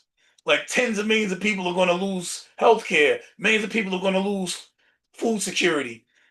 It's quantitative data. Then people aren't going to hear that. You know what they're going to hear? They're going to hear these pedophiles are getting away with it. We got to stop them. We got to save the children. And that's going to work because people will buy into the emotion versus the numbers that don't have a story behind them. And Trump is genius at it. That is his evil superpower. It's one of his evil super. He has three evil superpowers. That's one of them. He's really a Marvel character. You're not kidding. I think Emily said that. He's really a serious. He's a Marvel villain. They said that about Diddy, but this guy here is really he's scary. So we just talked about that. Defending the rescission bill. I'm sorry. So you're about to cut off PBS, NPR, and $9 billion in foreign aid. See, these are the things that we're talking about, right? But watch this. What they're doing is he's suing news outlets that go against him. He's cutting off PBS. He's cutting off NPR. He's cutting off the news. Meanwhile, they're like, yo, we're pushing for transparency. He's cutting off the news. He wants you to only hear the narratives that his administration are pushing. And anybody that pushes anything else, he sues. 400 million in AIDS and HIV performance program was spared in this cut. They fought and saved $400 million in people with AIDS and HIV and their children. So the Republicans was able to put up some fight. And it was a bipartisan support for a global health program. So there was something positive done. Okay, so the judicial chaos of resignations. The Democrats walk out on Judge Emil Bovey's nomination. Emil Bovey, this dude, so during during an investigation, the Supreme Court was like, we want this information. And Emil was like, to his team, he told them, man, F you to the court. If the court's asked you for this information, tell them F you. We're not giving them this information. The same guy that said, tell the Supreme Court F you, Trump is nominating as a Supreme Court justice. Who do you think his loyalty is going to lie with? This is the reason we got to work together across the aisle with everybody with good information to try and transform minds. Because if Trump puts another person like this, and this is a good person's going into the second district court, it's going into an appellate court, so it's an appeals judge. Like, no, it's a federal judge. But we got to stop these things from happening. We're going to be suffering. These people be in place for lifetime sentences or terms, rather, in these positions. Roe versus Wade was overturned. These things are important. All right. Here's an important statistic. 69 out of 110 civil rights attorneys resigned over defending Trump's executive orders. All right, what does that mean? We'll put that in English for y'all right quick, right? So the civil rights attorneys are the attorneys that actually have to defend the president of the United States and the laws that he's making. He doesn't actually create laws. What he does is he signs executive orders. These executive orders are the papers that he shows you with a signature at the bottom of it. but they're supposed to fall within the Constitution. It's not legal for him to work outside the Constitution. An executive order, not only does it have to fall within the parameters of the Constitution, it's supposed to fulfill it. It's supposed to explain it out and lay it out more fully. And over 50% of his civil rights attorneys, the guys that are supposed to be defending him, quit their jobs rather than try and defend the nonsense that this man is putting out. It is so, he's lost 96% of his cases. These orders of these executive orders are so atrocious. 50% of the attorneys have quit rather than try to defend them. That's crazy. Now they're trying to push the Obama black vote. Tulsa Gabbard, who we haven't heard from forever, is now out talking about national intelligence released records. We spoke about this earlier. The Russian hacking did attempted hacking. They hacked. They hacked. Maybe they didn't influence the election, but maybe Trump's not supposed to be in office. And maybe his team knows this. And maybe, just maybe, they're lying. And they're putting out anything they can because they know that they lied and they cheated and they got to cover their behinds now. And maybe that's part of what he's using to twist these senators and these House of Representatives' arms. Maybe they cheated. Maybe the Russians helped. Maybe that's why they piled together now. Maybe. The FBI is now running lie detector tests on its agents. One of the questions they ask is, have you ever spoken negatively about Kash Patel? Kash Patel is the FBI director that Trump pushed through that nobody wanted, but he pushed through anyway, and he confirmed his vote. Again, arm twisting the Congress to get in. And he's in now. Now they're running lie detectors. Did you ever say anything bad about him? It almost sounds like he's done some things and he's trying to see who's loyal because he wants to know who's going to rat on him. That's what it sounds like it could possibly be, but who knows? Global trade and tariffs, the tensions are rising. American reciprocal taxes average about 20%. So there's still a lot of misinformation about tariffs. And I go over this every episode, and it's good that I do it. We talked about the economy and distraction. Tariffs are not a tax on another country. How are you going to tell another country what they got to pay? How are you going to tell them their laws? That sounds stupid. It sounds like you're trying to convince a public that's not using critical thinking. Here, we like to critically think. We come together, we come up with solutions, we come up with answers. We think about these things. A tariff is a tax on a good when it comes into the country. Now, think about what I just said. When it comes into the country, right? That means it's entered the country. So the people sending it didn't pay the tax. The tax came in when it came on, when it's entered the country. So who pays it? The company that buys it paid the tax, or the individual. Generally, the company. Generally, the company pays the tax when it comes in, right? So now that the company's paid the tax on it, they can either sell that good to you for the same price they were selling it to you before they had to pay the extra tax. They call it eating the tax. Trump calls it eating the tax. Or, more logically speaking, they say, look, we got to pay more for the price for the product. Now you got to pay more because it costs more. And the average tariff is 20%. That means the average price of things of products coming into the country, things coming from outside the country, is going to go up 20%. That's a lot of money. It's a lot of money. If you spent $15,000, if you spent $100,000 last year, now you got to spend $120,000. You spent $10,000 last year, now you got to spend $12,000. That's a lot of money. An extra $2,000 a year is a lot of money. He said there was a deal with Indonesia, and Southeast Asia's diplomacy is having diplomatic talks. There's no deal. Indonesia said there's no deal. There's no deal. This dude is lying to y'all. He put a flat tax on. We're paying them difference in the money. And he's saying there's deals that don't exist. He's lying to y'all.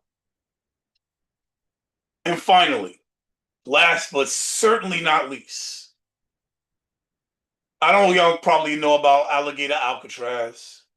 That's where he's opening up, I was going to say concentration camps, because that's what they are, with deplorable living conditions, surrounded by a moat with what they call killer alligators. Alligator Alcatraz, where he's literally putting people in a prison surrounded by a moat with alligators to eat people.